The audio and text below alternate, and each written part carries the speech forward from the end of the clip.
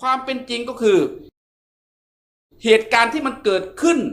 ในห่วงที่ผ่านมาจนทำให้กองทัพลาวสูญเสียทหารไปเป็นจำนวนมากเนี่ยมันเกิดจากการที่ว่ามันเป็นการขัดแย้งเรื่องของผลประโยชน์ทางด้านของยาเสพติดครับซึ่งในเรื่องของยาเสพติดเนี่ยในแฝงบ่อแก้วเนี่ยเป็นแฝงในประเทศลาวแฝงหนึ่งนะครับที่มีธุรกิจสีเทาสีดำนี่เป็นจำนวนมากรวมไปถึงเรื่องของยาเสพติดเนี่ยครับซึ่งเรื่องของยาเสพติดในตอนนี้นะครับกลุ่มคนที่เข้ามามีบทบาทเข้ามาบริหารจัดการเรื่องของยาเสพติดก็คือกลุ่มของกองทัพลาวซึ่งอยู่ในพื้นที่ของแฝงบ่อแก้วผู้บัญชาการของกองทัพลาวที่อยู่ในแฝงบ่อแก้วนะครับเป็นคนที่ร่วมมือกันกับทางกลุ่มของวาแดง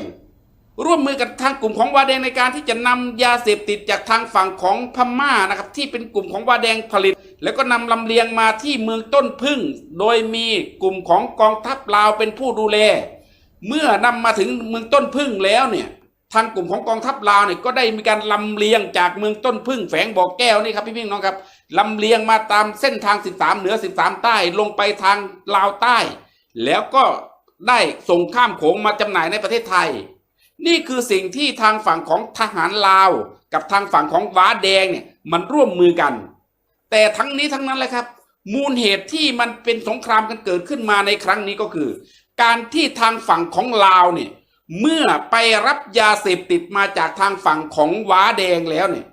ก็ปรากฏว่าตัวกองทัพลาวเนี่ยได้นำยาเสพติดไปขายพอไปขายเนี่ยเม็ดเงินเป็นจำนวนมากมายมหาศาลที่ได้รับมาจากการขายยาเสพติดเนี่ยทางฝั่งของกองทัพลาวนะครับก็ไม่ได้เอาเงินที่ไปขายได้เนี่ยแบ่งไปให้กับทางฝั่งของว้าแดง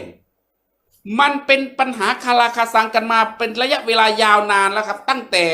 ตอนที่ทหารของว้าแดงได้ถอนกำลังออกจากแฝงบ่อแก้วในบริเวณพื้นที่บ่อนคิงโรมันนี่แหละครับเพราะในอดีตเนี่ยทหารของว้าแดงเป็นจำนวนถึง 5,000 คนเนี่ยได้เข้ามาคุ้มครองหรือว่าได้เข้ามาอารักขาบ่อนคิงโรมันซึ่งเมื่อเขาเข้ามาอารักขาบ่อนคิงโรมันแล้วเนี่ยเขาก็เข้ามาจับมือกับทางฝั่งของกองทัพลาวในการที่จะมาร่วมมือกันขายยาเสพติดซึ่งเรื่องนี้นะครับเป็นเรื่องราวที่คนทั่วโลกเขารู้แล้วครับพวกหน่วยปฏิบัติการเกี่ยวกับยาเสพติดเขารู้กันทั่วโลกแล้วครับ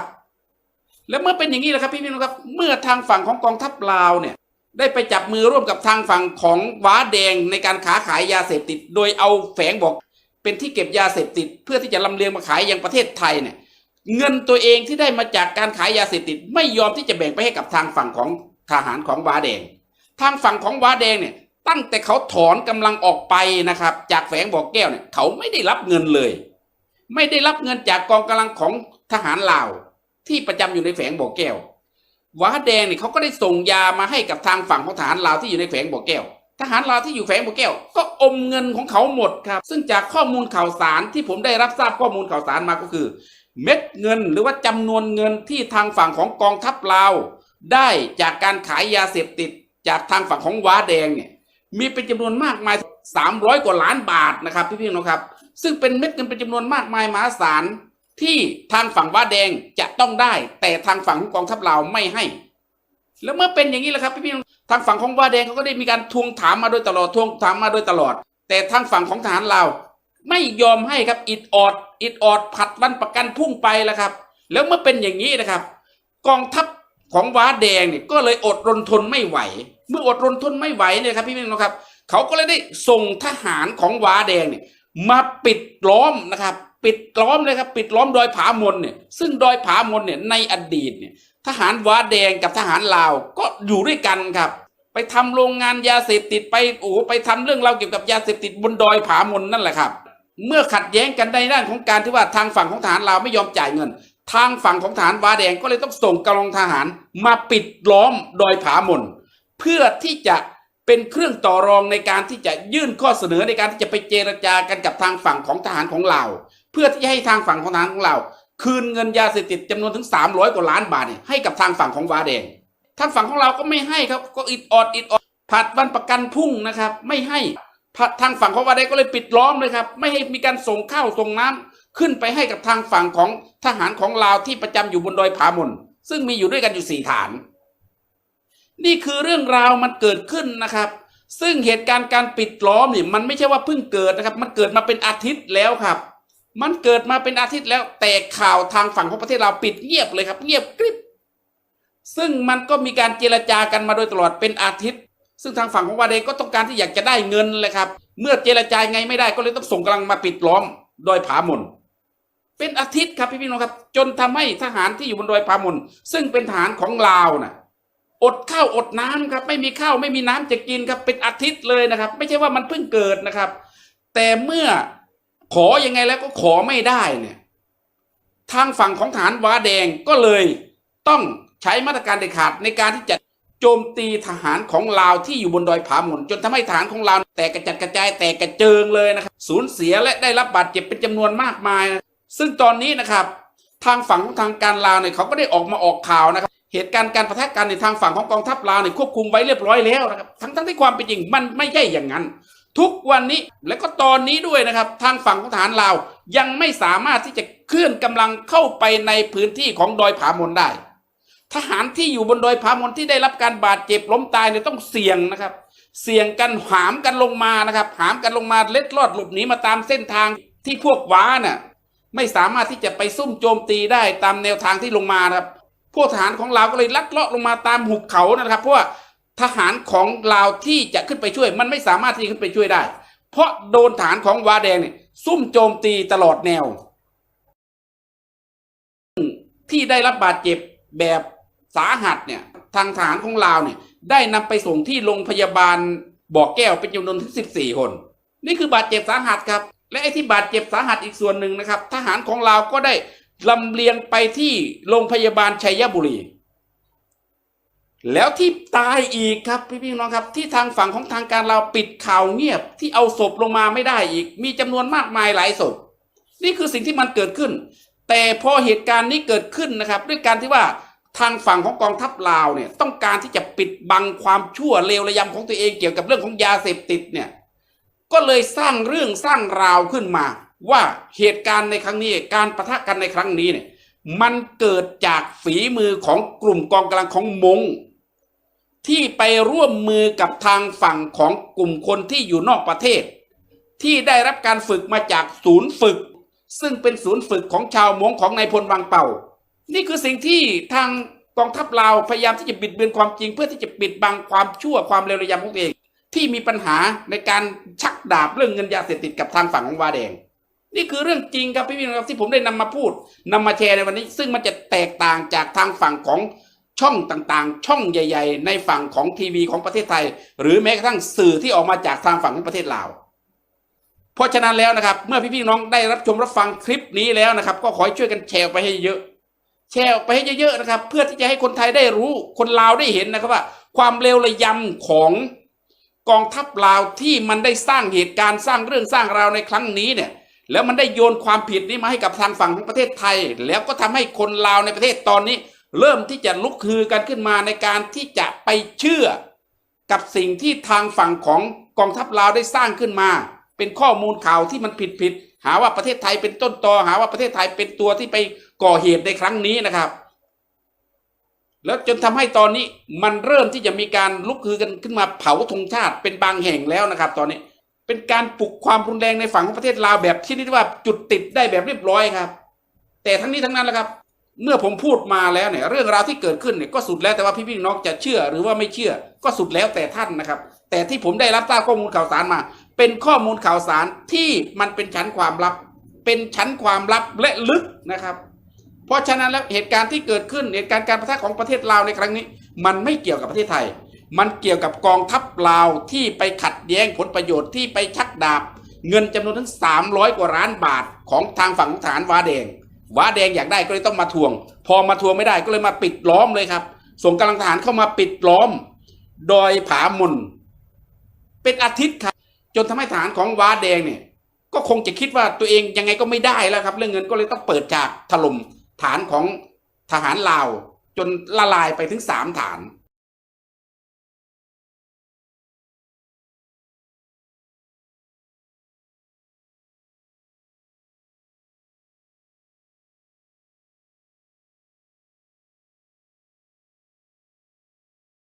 ประเทศใหญ่ของอย่างเขาเลย เขายังได้ยังก็ได้ให้เขาเลยประเทศใหญ่ของญาติเขาเลยความคืบเป็นว่าผูกมิตรให้นักแน่นสายสัมพันธ์มิตรภาพพิเศษความบอกงามแต่ว่ามิตรมันเป็นมิตรแท้หรือว่ามิตรเทียมมิตรปอกลอกหรือว่ามิตรอีกอย่างตามอาตมาเบิ่งไปแล้วมันยังเป็นมิตรปอกลอกทั้งภาคเหนือกับมิตรจีนมาคุ้มวัดมันมากกับมาในหน้านักธุรกิจมาเซาดินเจ้าเฮ็ดสวนเฮ็ดโรงงานเฮ็ดอันนั้นเฮ็ดอันนี้มีบางเมืองบางแขวงกับเส้นสัญญากันคักแน่คอยให้เจ้ามาตั้งโรงงานได้อยู่แต่ว่าแรงงานนี่ขอให้เจ้าหับเอาคนคอยความประสงค์เพิ่นก็อยากหางานให้ประชาชนตัวเองทำแรงงานนี่คอยขอน้ำเจ้าให้เอาประชาชนคอยวิชาการของเจ้าบัดไม่เฮ็ดแล้วมันบ่ได้หัวซาน้ำซ้ำสัญญามันก็คนเอาแต่ลูกแต่หลานมันนั่นมาเฮ็ดโดยเฉพาะด้านเศรษฐกิจด้านสังคมเศรษฐกิจนี่มีอันใดอันของคนลาวเฮาสิออกหน้าออกตาเพราะอวดอ้างประเทศอื่นเวลาแขกต่างดาวชาวต่างเมืองมาเที่ยวประเทศลาวชื่อของติดไม้ติดมือเมื่อฝากลูกฝากหลานว่าสินค้าลาวไปเบิ่งห้านใดก็มีแต่ของไทยเบิดไปเบิ่งตึกใดก็มีแต่ของไทยของเวียดนามเบิดของลาวเจ้าสบู่ก้อนหนึ่งก็บ่มีตกเป็นขี้ข่าเขาทางด้านเศรษฐกิจเอาพื้นแผ่นดินลาวเพชรตลาดขายของให้เขาเพราะนี่โจมตีเพิ่นว่าบ่แม่นโจมตีว่าความจริงเพื่อเตือนกันนี่ได้เตือนกันเงินก็แล่นขึ้นกับเขาไปหมดไปสนับสนุนไปเชื่อคนต่างชาติร้ายกว่าเชื่อคนตัวเอง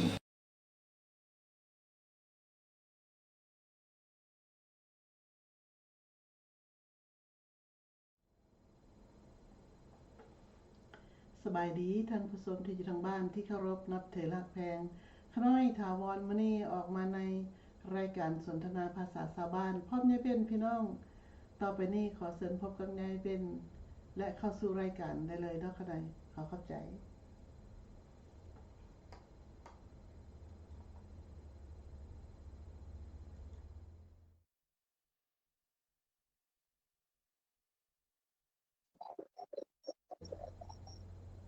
สบายดีทาวรและสบายดีทุกท่านที่กำลังรับชมมาฟังรายการสนทนาภาษาชาวบ้านพี่น้อง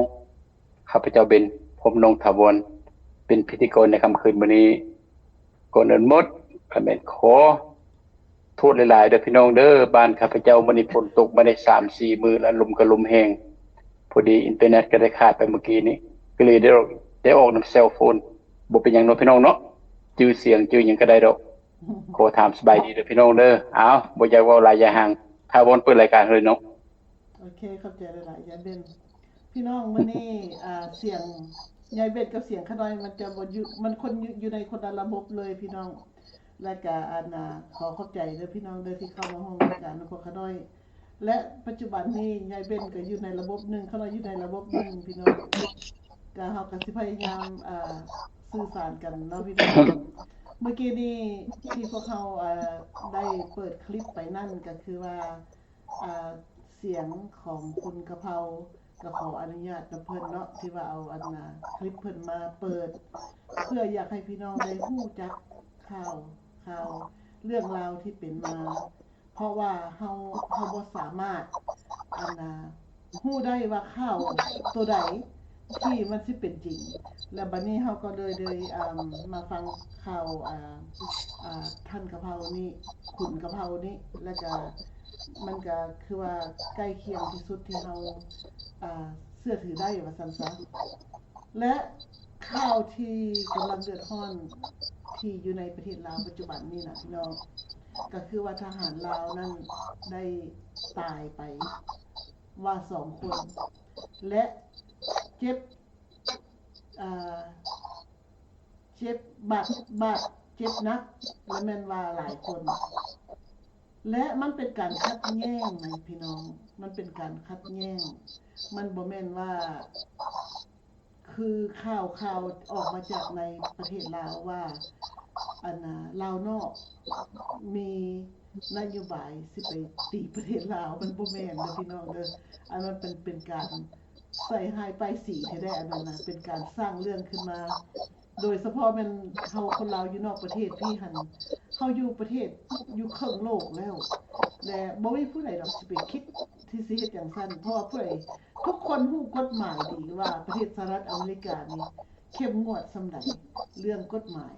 และเฮาก็รักษาความเป็นธรรมและเฮาก็มีความอ่าเข้าใจว่ากฎหมายแต่ละประเทศเป็นจังไดและก็กฎหมายของโลกเป็นจังไดพี่น้อง เพราะฉะนั้นขน้อยคิดว่าบ่มีคนลาวอยู่นอกประเทศดอกสิคิดไปแบบเฮ็ดแบบนั้น นอกจากว่าการขัดแย้งพี่น้อง มันเป็นการขัดแย้งระหว่างนายทุนกับคณะนายทุนที่มีเครื่องแบบตามที่เราเห็นนั่นแหละพี่น้องเราเห็นก็แม่นว่าทหารของประเทศลาวนั้นพร้อมอันน่ะอันน่ะการต่อสู้ที่ว่ามาจากประเทศพม่าพุ่นประเทศเมียนมาพี่น้องประเทศที่ว่าการคัดแย้งนั่นก็คือว่าค่ายาเสพติดสร้างยาเสพติดผลิตยาเสพติดอยู่เทิงภูเขาแถวนั่นแหละชายแดนเมียนมากับลาวว่าซั่นๆแล้วบัดนี้มีการคัดแย้งกันก็คือว่าทางทหารของลาวนั่นเอายาบ้าขยายลงไปอยู่ตามแขวงต่างๆภาคใต้ของลาวแล้วก็ส่งออกไปทางฮอดเมืองไทยอันนี้คือการนำเลียงของยาเสพติดของเขาเจ้าแล้วบัดนี้พวกทหารลาวนี่ผัดเบี้ยวบ่แบ่งเงินกับทหารเมียนมาพี่น้องก็เลยว่าทหารเมียนมานั่นไปอ้อมรอบภูเขานะและก็เลยว่าได้จัดการกันไปซึ่งเฮาได้นำข่าวนี้มาเสนอเพื่อว่าอยากให้พี่น้องเข้าใจว่าฝ่ายใดเป็นฝ่ายใดและเฮาต้องคิดเบิ่งว่าปัจจุบันนี้มันเป็นแบบนี้แล้วเฮาสิเบิ่งภาพพจน์เป็นจังไดของอยู่ในประเทศลาวและประชาชนลาวอยู่ในประเทศและอยู่นอกประเทศทั่วโลกเด้ควรปฏิบัติกันจังไดอันนี้ก็ขอให้ยายเบนเอาความคิดความเห็นนำมาเข้าใจขอบใจหลายๆทาวรเรื่องแนวนี้เนาะพี่น้องเนาะเรื่องแนวนี้ชาวโลกเขาเห็นมาตั้งแต่พู้นแต่ดุนแต่นานแล้วแต่แต่2018รัฐบาลสหรัฐอเมริกาและทั่วโลกเขาก็ไปเตือนรัฐบาลสปป.ลาวว่าเจ้าเซาซะเรื่องคาสิโนอยู่ต้นเพิงหรือว่าโบแก้วแต่รัฐบาลเรากับฝ่าฝืนประมาณญาติทานเขาว่าเขาบ่ฮู้ว่าตนเองรักแล้วว่าเขาขี้เสียดตนเองที่จริงชาวโลกเขาอีดูตนประชาชนผู้ทุกข์ยากเพราะ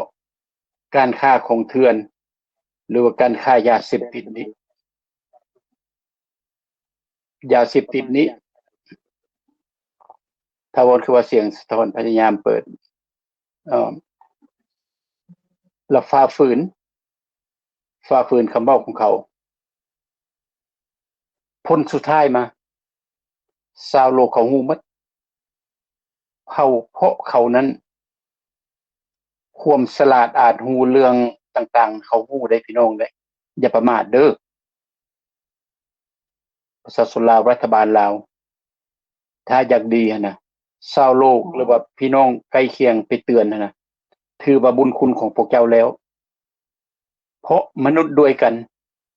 เขาเป็นห่วงเบิ่งประเทศลาวปัจจุบันดูลูกหลานเฮาเป็นจังได๋ประชาชนเป็นจังได๋ติดยาบ้าค้ายาเมาความชั่วความบ่ดีที่รัฐบาลเป็นผู้เฮ็ดบ่มื้อนึงมันก็มื้อนึงมันบ่ปลอดมันต้องโป่งออกมาแบบนี้ล่ะเป็นหยังเพราะว่าโจรกับโจรเฮ็ดค้าขายนำกันมันบ่กุมดนบ่ดน เพราะมีตั้งแต่คนอย่าโกงกันนิสัยโจรเจ้าอย่าฆ่าค่อยอย่าฆ่าเจ้าเพื่อผลประโยชน์ของตนเองเฮาเห็นจะแจงพี่น้องอาศัยรัฐบาลลาวเพิ่นบ่เว้าเด้อพี่น้องประชาชนลาวทางในเด้อเฮาก็ฮู้อยู่รัฐบาลคอมมิวนิสต์เนี่ยนะเขาปกปิดแนวบ่ดีต่างๆแล้วมันเขาบ่ได้มาประกาศให้ประชาชนฮู้เด้เขาบ่อยากแก้ไขดอกเพราะเขานั้นเป็นผู้เฮ็ดอันนี้ล่ะพวกเฮาลาวนอกบางจำพวกลาวนอกหลายจำพวกเขาก็บ่เว้าหยังดอกลาวนอกบางจำพวกแบบพวกเฮานี่2คนนี่เป็นห่วงจึงมาปากมาเว้ามาเตือนเวลาพวกเฮาเว้าขึ้นมีหลายคนก็ว่ามาติมาเตือนมันก็เนะกะแหนข้าพเจ้าบ่ได้เสียใจดีใจที่เกิดขึ้นเดี๋ยวนี้น่ะมันบ่เกิดมื้อนึงมันก็เกิดมื้อนึงเกิดขึ้นในนี้แล้วรัฐบาลก็น่าอายบัดนี้น่าอายประชาชนน่าอายชาวโลกเขาเพราะตนเองหั่นว่าฉลาดไปตลอดประชาชนลาวก็สิได้มื่นตาขึ้นลูกหลานผู้เป็นตำรวจทหารก็สิได้มื่นตาขึ้นเพราะตนเองเป็นทหารแทนที่จะตายเพื่อชาติจะปกป้องประชาชนจะปกป้องชาติหมายถึงประชาชนและเขตน้ำแดนดินของประเทศลาวมันบ่แม่นแนวนั้นประเทศลาวบ่ได้มีศึกข้าพเจ้าเว้าตลอดบ่มีประเทศใดที่จะสั่งประเทศลาวอยู่แถวแอมประเทศลาวนั้นบ่มีผู้ใดเขาก็อีดูตนผู้ใดเขาก็อีดูตนเพราะประชาชนลาวทุกอย่างพวกเจ้าหมายถึงทหารปัจจุบันตกเป็นเหยื่อของรัฐบาลของตนเองรับใช้รัฐบาลที่บ่ส่งเสริมการสร้างหั่งคูณมีให้แก่ประชาชนบ่ส่งเสริมเศรษฐกิจบ่ส่งเสริมการศึกษาบ่ส่งเสริมสาธารณสุขถนนหนทางทุกสิ่งทุกอย่างชีวิตของประชาชนล้าการรัฐบาลบ่ได้ส่งเสริม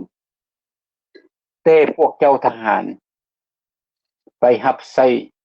พรรคและรัฐที่เขาใช้พวกเจ้าเป็นผู้ปกป้องการฆ่ามนุษย์การขายยาบ้าของรัฐบาล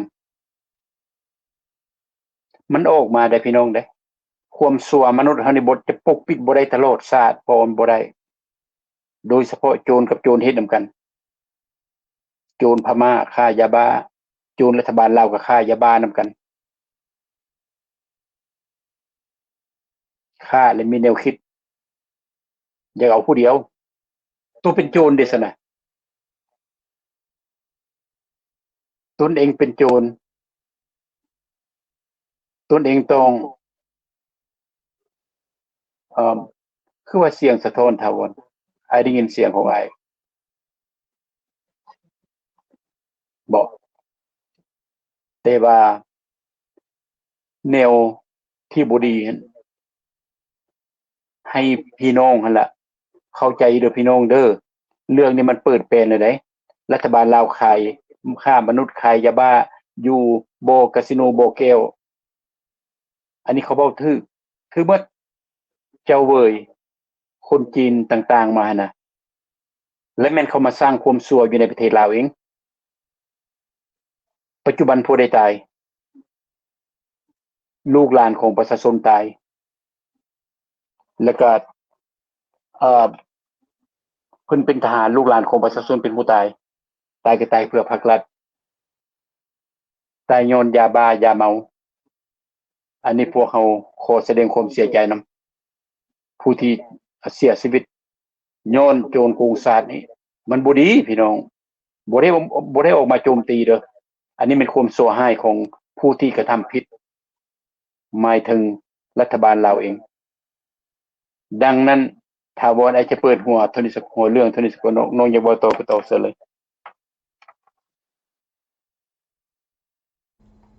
พี่น้องสิ่งที่เฮาเห็น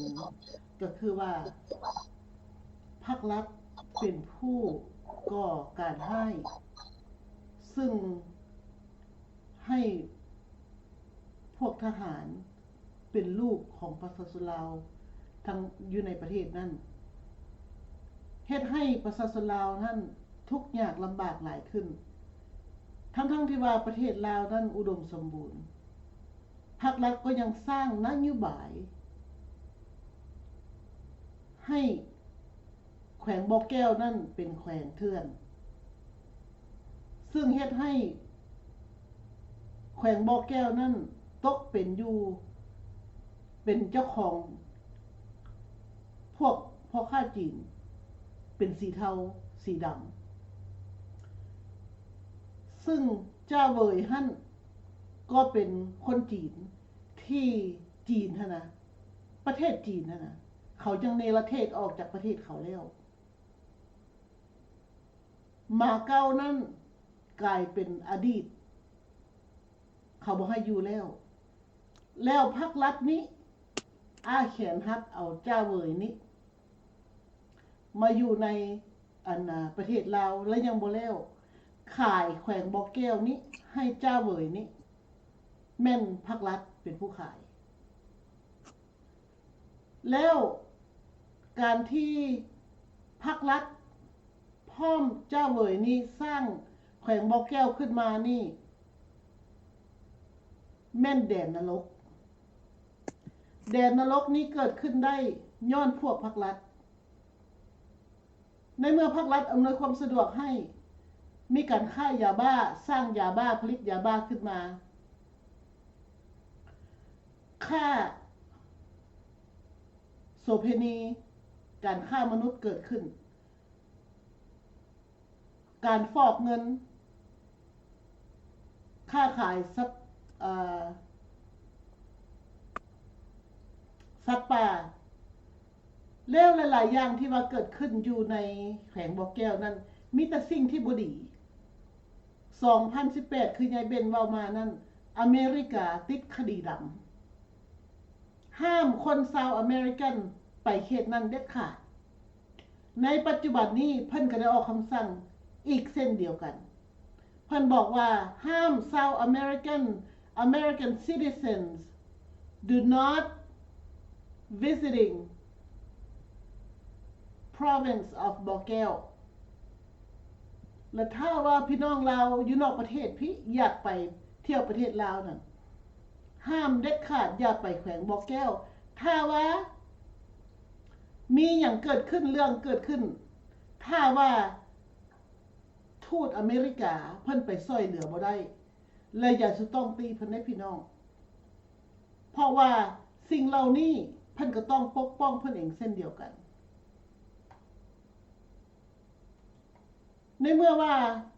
แขวงบ่อแก้วนี่ติดคดีดำภาครัฐเฮ็ดหยังพี่น้องเฮ็ดคือบ่มีหยังเกิดขึ้นแล้ว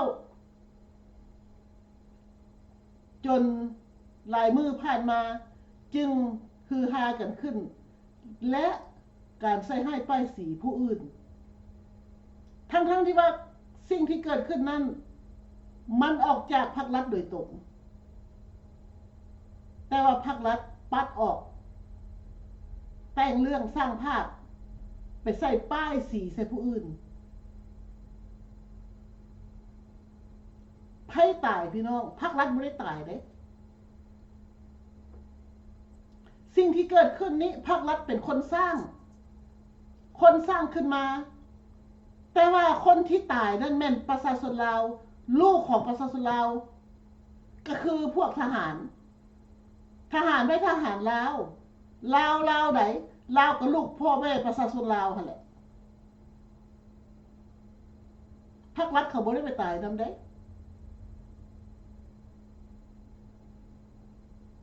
และซุมื้อนี้ประชาชนลาวเขตนั้นเด้อยู่กินแบบใด ราชอาณาจักรลาวปกครองบ่เคยมียาบ้าซุมื้อนี้แม่นเอายาบ้าต้อนรับกันการรับแขกของแขวงบ่อแก้วนั่นก็คือเอายาบ้าซะจันมายายให้กันกินให้กันสูบให้กันเสพติดและในเมื่อมันเป็นจังซั่นน่ะพี่น้องลูกหลานลาวนั่นขาดโอกาสยังบ่แล้วยังมีการฆ่าตัวเองให้ตายทั้งเป็นย้อนนำมือของภาครัฐ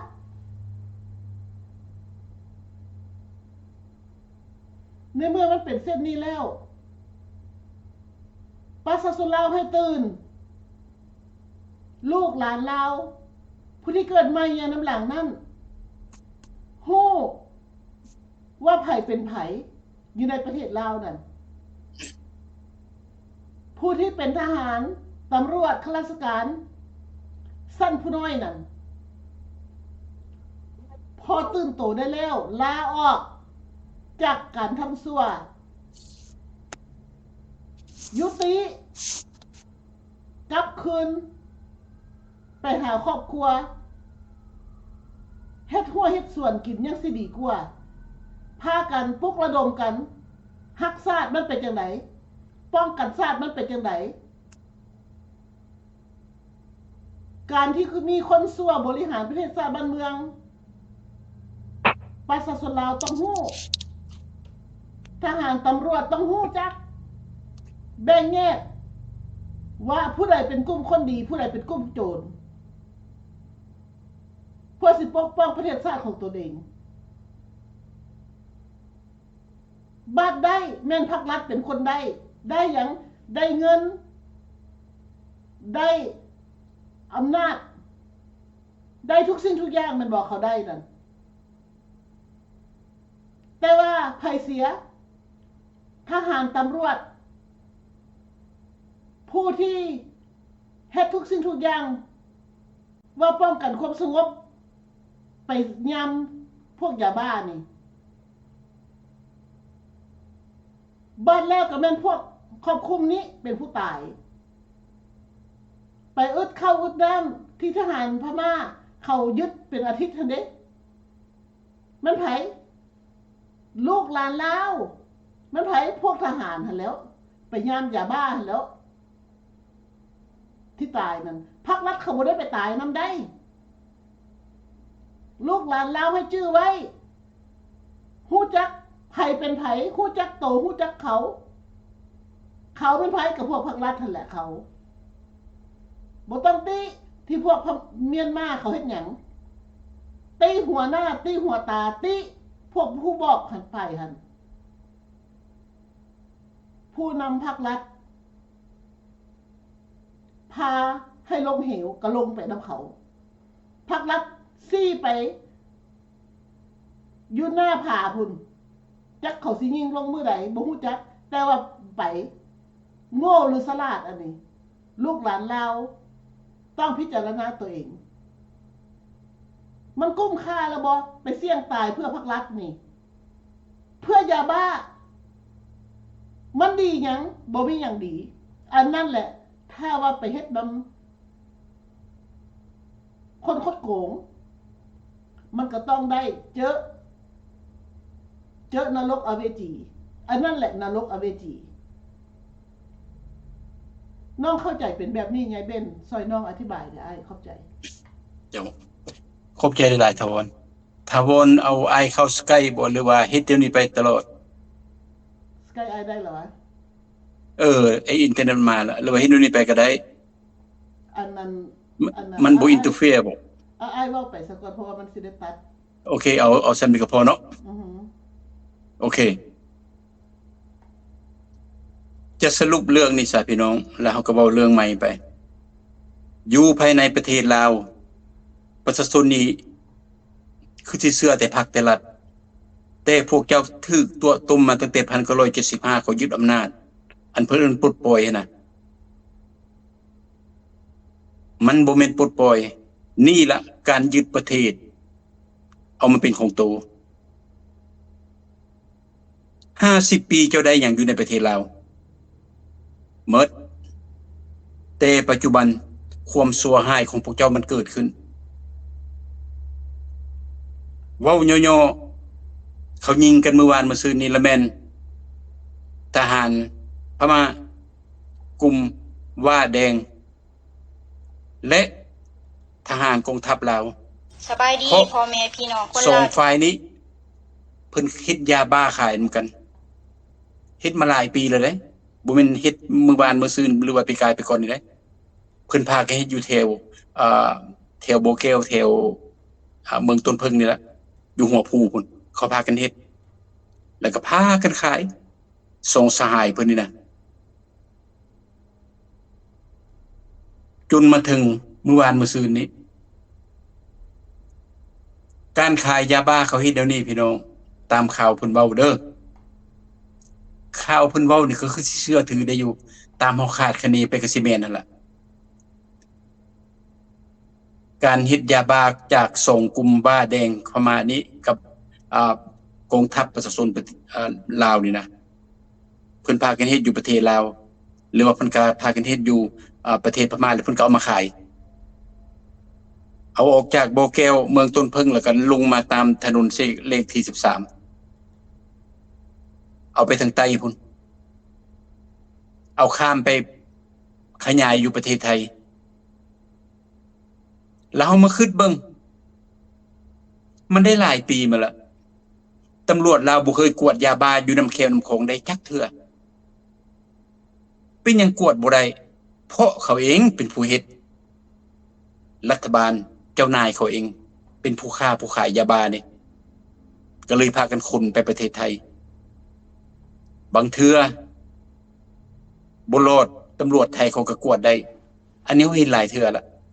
หลาย10เทื่อละเทื่อละล้านเม็ดเทื่อละแสนเม็ดจักเทื่อเท่าใดอันนี้มันก็บอกเขาเด้ว่าเรื่องยาบ้านี้ออกจากประเทศลาวนี้และเป็นรัฐบาลเป็นผู้หนุนหลังบ่ดังนั้นต้องจับได้เอามาข้ามโขงนี่กวดอยู่ด้านลาวบ่เคยได้พบแต่ไปกวดอยู่ด้านประเทศไทยจนเป็นรถคิดเอาพี่น้องรัฐบาลพวกเจ้าเด้รัฐบาลพวกเจ้าดีหรือบ่ดีก็สุดแล้วแต่พวกเจ้าเป็นประชาชนพวกเจ้า6-7 ล้านคนอยู่ภายในประเทศเป็นเจ้าของประเทศแต่รัฐบาลพวกเจ้าเฮ็ดแบบนี้ละชาวโลกเขาบอกมาหลายปีละผู้บางคนก็ว่าโอ้ยมาเฮามาหอนที่จริงหั่นน่ะ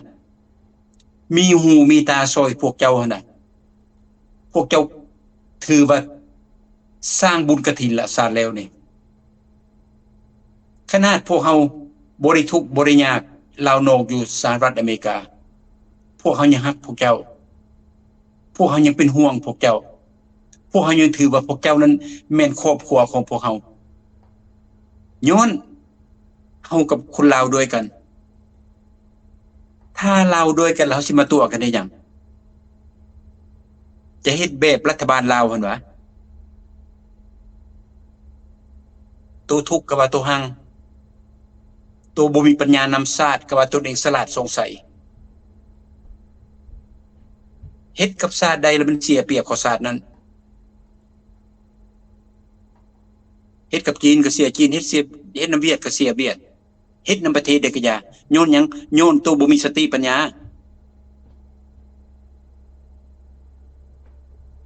โยนตนเอง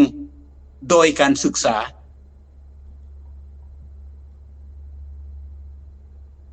โยนตนเองลิ้นเส้นลิ้นสายตีกันบ่ได้นี่แหละเหตุผลที่รัฐบาลประเทศใดเป็นเผด็จการแบบประเทศลาวนี่นะสร้างตั้งแต่แนวบุรีขึ้นข้าพเจ้ารับรู้และยอมรับว่า 80% ของประชาชนลาวอยู่ภายในประเทศเขาฮู้ดีว่ารัฐบาลเฮ็ดยาบ้านี่ข้าพเจ้าได้ยินมาเป็น10-20 ปีละประชาชนแต่เขาปากบ่ได้ ย้อนพวกเจ้ามีรัฐบาลพรรคเดียว ถ้าประเทศลาวมีหลายพรรคขนาดหลายพรรคการเมืองนะแข่งกันนะเฮ็ดยาบ้าบ่ได้เพราะเขาสิจับกัน เขาสิซี้มือใส่กันน่าเสียดายประเทศลาวมีพรรคเดียวของเมือง สุดได้วาดขาดโดยตัวอยากเฮ็ดยาบ้าก็ได้ประชาชนปากขึ้นจับผู้ใดมีสติปัญญาน้อยหนึ่งเอาไปเข้าคุกผลสุดท้ายน่าอายตายยากข้าพเจ้าหวังว่าเศร้าโลกเขาจะประจานเศร้าโลกเขาจะคว่ำบาตรโลดแนวนี้ข้าพเจ้าอีดูตนประชาชนแต่รัฐบาลแนวนี้นะบ่ได้พี่น้องบ่เจริญเป็นไปหลายปีเท่าใดประชาชนแห่งสิทุกข์สิยากหลายเขาเท่านั้นแนวตัวนี้เป็นโจรนี่แหละโจรน่ะเข้าใจบ่พี่น้องคันโจรเลยเฮ็ดแนวบ่ดีคันบ่เป็นโจรเลยเฮ็ดแนวดี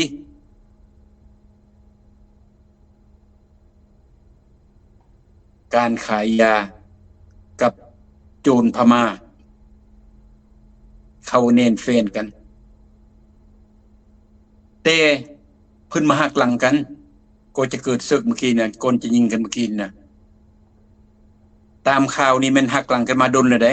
บ่แม่นหักหลังกันที่แล้วนี่เด้จักว่าดนปานใดล่ะจู้ทหารว่าแดงนี่ทหารพม่านี่เขาจุนเอาทหารเขาไปอ้อมอยู่หั่นรัฐบาลเรางิบเงียบเพิ่นยานชาวโลกฮู้เพิ่นยานประชาชนแตกตื่นจนมาฮอดหมู่บ้านมาซื่นนี้เขาจังสั่งสอนเจ้าเพราะเจ้าโกงเขาเจ้าตัวเขาเจ้าเห็นเงินหน้าดำเจ้าเห็นคำหน้าเศร้าขนาดหมู่คู่ฮักแพงของเจ้าโจรนำกันพวกเจ้าก็ยังหักหลังได้ฝ่ายประชาชนปากบ่ได้เจ้าพวกเจ้าก็แฮงอยู่ทางเฮ็ดเพราะจิตใจของพวกเจ้าบ่อยากสร้างสาพัฒนาประเทศชาติบ้านเมืองรัฐบาลดีมันบ่จำเป็นจะไปเฮ็ดแนวซั่วๆแนวนี้ประเทศลาวเป็นประเทศที่อุดมสมบูรณ์แต่พวกเจ้าเกิดนำสมองพวกเจ้ากลายเป็นโจร1975ยึดประเทศยึดมาได้แล้วมันเอาหมดทุกแนวนอกจากนั้นอยากรวยทางลัดอีกฆ่ามนุษย์ฆ่ายาเสพติดบ่แม่นเรื่องน้อยๆเด้อชาวโลกเดี๋ยวนี้เขากำลังเบิ่งอยู่กลุ่มเอเชียพวกเจ้าหั่นน่ะ9ประเทศ10ประเทศน่ะเขาขิวขนาดละบัดนี้บ่มีประเทศจะเบิ่งหน้าเจ้าได้แล้วไปขอยืมเงินเขาก็เดี๋ยวสุไปซะจะฮู้คำตอบละประเทศใดเคยสนับสนุนเจ้าตัวอย่างชาวยุโรปอันนี้ก็ข้าพเจ้าหวังว่าเขาจะบอกจะสอนต้องบังคับรัฐบาลแนวนี้บ่ดังนั้นชาติลาวจะเสียประเทศลาวจะเสียประชาชนลาวจะเสียแนวเขาชาติอื่นแล้วมาฆ่ามาขายสิ่งที่บ่ถูกต้องอยู่ประเทศตนเองและรัฐบาลสนับสนุนถ้ารัฐบาลไทยมีหัวใจเจ้าจือเมียนนี่ละลัทธิคอมมิวนิสต์นะพวกเจ้าว่าไปเยี่ยมไปยามกันบ้านพี่เมืองน้องจับมือถือแขนกันที่จริงขอยาบ้าไปบานให้ประชาชนไทยบ่แม่นน้อย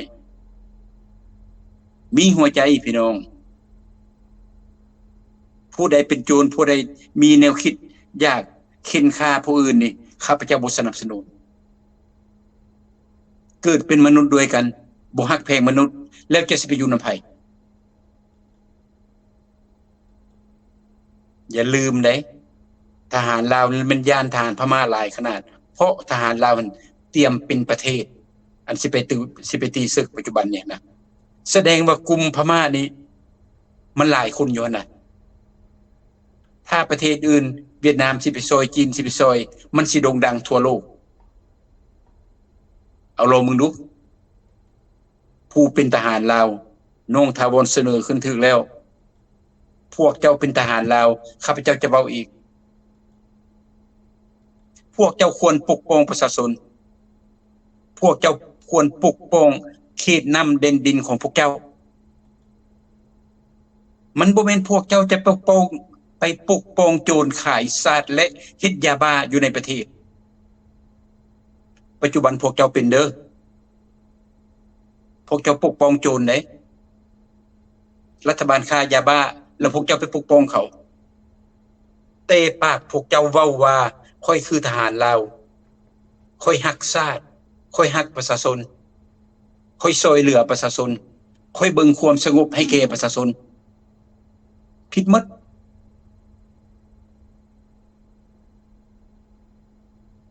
เสนอขึ้น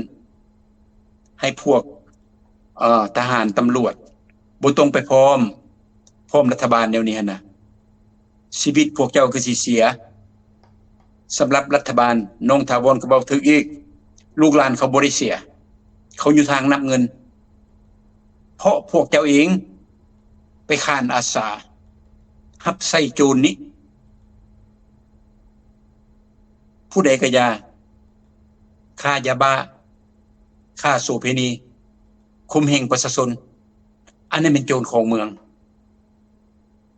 นี่แหละพี่น้องเรื่องเดี๋ยวนี้มันจะบริจุบทิศนี้เด้อมันจะบ่แม่นเซาซ้ำนี้เพราะโจรมันก็เป็นโจรศีลธรรมก็เป็นศีลธรรมอันนี้มันเป็นเถื่อธรรมิตที่ใหญ่และต่อไปหั่นน่ะคันบ่เว้าถือกันหั่นน่ะมันแห่งสิหนักดังนั้นพี่น้องเขายิงกันปองๆวางยานี่และเป็นทานว่าแดงของพม่าและกองทัพประชาชนลาวเด้อประชาชนปฏิวัติลาวเขาผิดกันย้อนยาบ้าเขาบ่ปันเงินกันไอ้ทหารลาวเอาไปขายได้เงินได้คำมาลวงหลายแล้วแล้วบ่ไปปันกันกับเสี่ยวเพิ่นเสี่ยวพม่านี้ไอ้เสี่ยวพม่านี่ก็เลยเครียดแล้วก็มายิงกันอันสิว่าลาวแดงลาวขาวลาวมงลาวในพลบางเปล่าบ่ลาวเจ้าฟ้าบ่ลาวนอกบ่อันควรเศร้าได้แล้วผู้ใดฟังก็เป็นควรตื่นขึ้นแล้วพวกเรานอกเขาสนุกสิตายเลยอยู่ประเทศนอกพี่นะบ่มีผู้ใดดอกอันเข้าไปเฮ็ดยาบ้ายาเมานำพวกเจ้าหั่นน่ะนำรัฐบาลพวกเจ้าหั่นน่ะเบิ่งพี่น้องอันนี้มันเป็นตัวอย่างเด้อมันเป็นอุทาหรณ์ให้แก่ประชาชนทั่วประเทศผู้ใดเป็นเศรษฐีผู้ใดมีเงินล้านเงินโกดที่เฮ็ดนำรัฐบาลลาวหั่นน่ะพวกเจ้าควรยุติได้แล้วกรรมจะสนองกรรมมื้อนี้เจ้าอาจจะเป็นเศรษฐีมื้อใดมื้อหนึ่งลูกหลานของพวกเจ้าจะได้ใช้กรรมของพวกเจ้าที่พวกเจ้าเอายาบ้านี้ไปให้ลูกหลานประชาชนกินฆ่าประชาชนฆ่าหัวมุกหัวใจพ่อแม่ของลูกหลานผู้ที่กินยาบ้านี้และพวกเจ้าเป็นเศรษฐีเพราะพวกเจ้านั้นคิดน้ำพักน้ำรัดยาบ้านี่อันผู้ใดมีเงินหลายๆอยู่ในประเทศลาวน่ะแม่นพวกเจ้ามีบิสเนสหยังจังไปมีเงินกูดเงินล้านข้าพเจ้าบ่อยากเว้าดอกแต่ว่าเรื่องนี้มันขยายขึ้นแล้วมันแตกขึ้นแล้วมันบานขึ้นแล้ว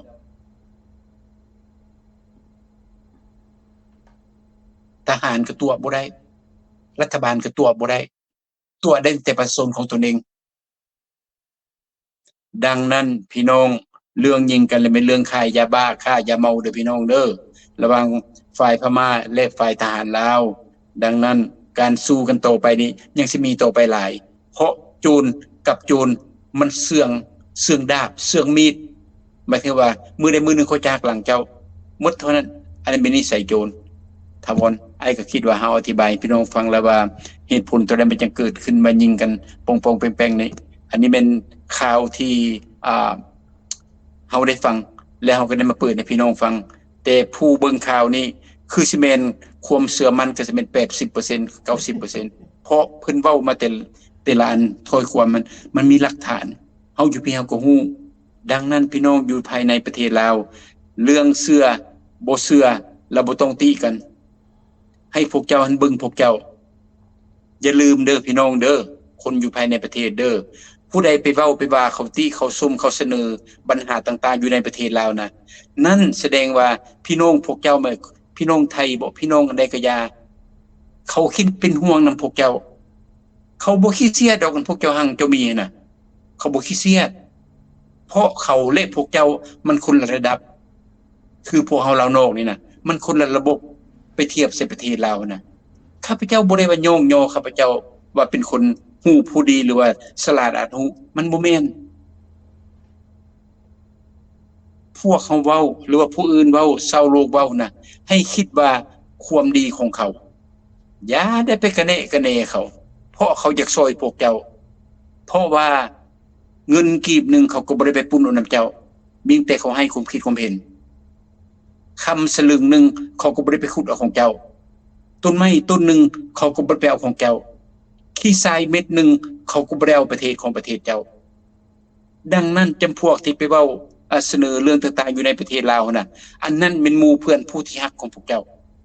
อันผู้ใดไปพร้อมพรรครัฐผู้ใดมิตรอยู่น่ะอันนั้นเป็นศัตรูนำเบอร์หนึ่งของพวกเจ้าเพราะเขาบ่อยากซอยแก้ไขปัญหามันเป็นแนวนั้นเด้อพี่น้องเด้อ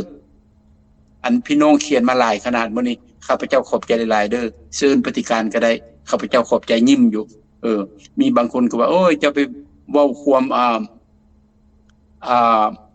ไปเว้าความข่าวเป่าปิวข่าวบุรีแล้วเจ้ามาขยายเนาะอันนี้ข้าพเจ้าก็เห็น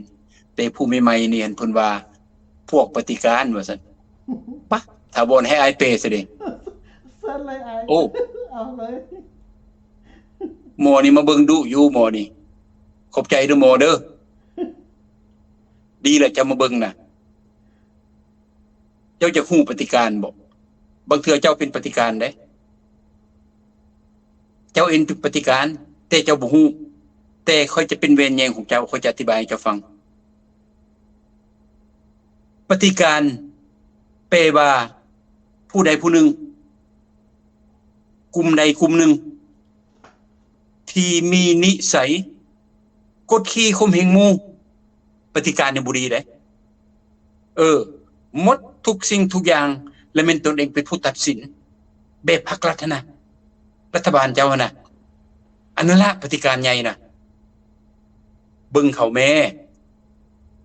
หากออกจากทำมาได้ 3-40 ปีเขามีเงินกูดเงินล้านเม่นเขามาแต่ใสสหายถามมึงดูบนหันก็เป็นดินเจ้าแขวงบนนี้ก็เป็นดินเจ้าเมืองบนหันก็เป็นดินจีนมาประสัมปทานบนหันก็เป็นลูกพรรครัฐอันนั่นล่ะปฏิการนะปฏิการนี่ขุดกดขี้ข่มเหงประชาชนสูบได้บาดขาดโดยตัวดินโดนตัวหญ้าผู้ใดอยากได้เขาก็ไปเอาโลดปฏิการนั่นน่ะคันว่าลูกเต้าเขาหันเสื้อสายเขาน่ะได้เป็นนายหมดได้เพราะเขาเป็นปฏิการเขากดขี่ข่มเหงผู้อื่นปฏิการนั่นน่ะเบิ่งรัฐบาลเจ้าดูบัดนี้ถือกับความเขาเว้านี่หมดอันนั้นก็เป็นของทานบุญยังบริจิตอันนี้ก็เป็นของทานสีพันดอนอันนั้นก็เป็นของทานจุมลีสัญญสอนบ้านพ่อบ้านแม่เจ้าได้สนะไปรีอยู่หัวผู้เพิ่นบ่เพราะเจ้าบ่แม่นลูกพรรคลูกรัฐเพราะประชาชน 80% อยู่ภายในประเทศบ่แม่นมูลเสื้อปฏิวัติและทุกหมดจำพวกนี้คนลาวออกจากประเทศลาวปัจจุบันไปเฮ็ดเวียกอยู่ไทยไปเฮ็ดเวียกอยู่เกาหลีไปเฮ็ดมาเฮ็ดเวียกอยู่อเมริกาไปทั่วโลกย้อนปฏิการของเมืองคือคนสิเว้าหยังหั่นน่ะปฏิการบ่ต้องเบิ่งผู้อื่นบ่ต้องเบิ่งลาวนอกเพราะลาวนอกเขาบ่ได้ไปซ้ำตัดไม้ทุกมื้อนี้ก็แม่นปฏิการตัดบ่แม่นคนลาวตัดปฏิการและจักรพรรดิจีนกับจักรพรรดิเวียดเขาจับมือกันปัจจุบันปฏิการเลยเป็นพรรครัฐป ฏิจักรพรรดิและเป็นจักรพรรดิจีนพากันเกโบเฮทึดทางเหนือเจ้าเห็นบ่หรือว่าเจ้าเป็นลาวตาขาววะตาเจ้าบ่มีตาดำล่ะเจ้าบ่เห็นหู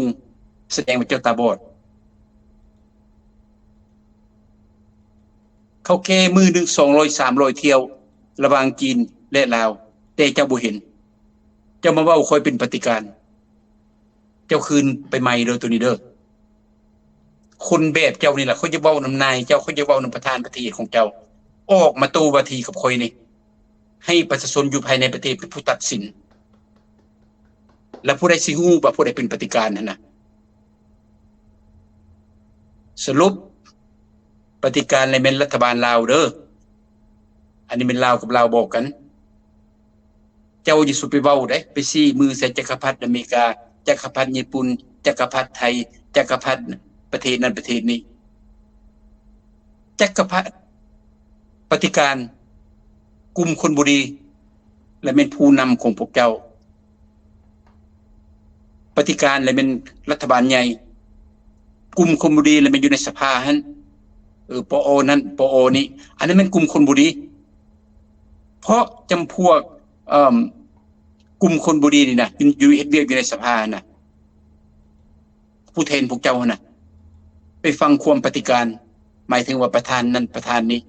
นายกเว้าประธานประเทศเว้าประธานสภาเว้าจำพวกนี้ได้ตั้งแต่สมเสยบ่มีทางเขาสิโตต้านเพื่อประชาชนน่ะคนจีนมาเข็นมาฆ่าประชาชนลาวปัจจุบันโยนปฏิการเอาเข้ามาผู้ใดเป็นปฏิการพรรครัฐผู้ใดเป็นพรรครัฐรัฐบาลเจ้างาไม่ใส่ผู้นั้นงาไม่ใส่ผู้นี้อันนั้นเป็นปฏิการเอาเข้ามาเด้อเข้ามาประเทศลาวเด้อจีนเวียดนามมันยึดเวียกยึดการของประชาชนของครอบครัวเจ้าพร้อมแต่เจ้าบ่ปากและเป็นปฏิการเอาเข้ามาบ่เป็นลาวนอกเด้บ่เป็นพวกเขาเด้ดังนั้นปฏิการเป็นรัฐบาลของพวกเจ้านายเหนือหัวของเจ้านั่นแหละจำพวกนี้ขายบ้านขายเมืองขายประชาชน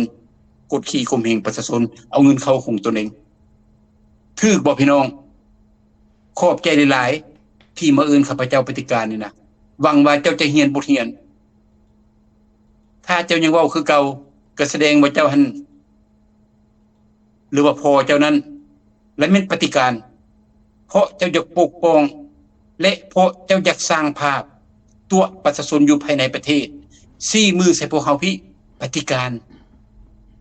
ที่จริงประชาชน7 ล้านคนนั่นน่ะเขาฮู้แล้วว่าเจ้าเองเป็นปฏิการพ่อแม่เจ้าเป็นปฏิการจุ่มเจือเจ้าเป็นปฏิการ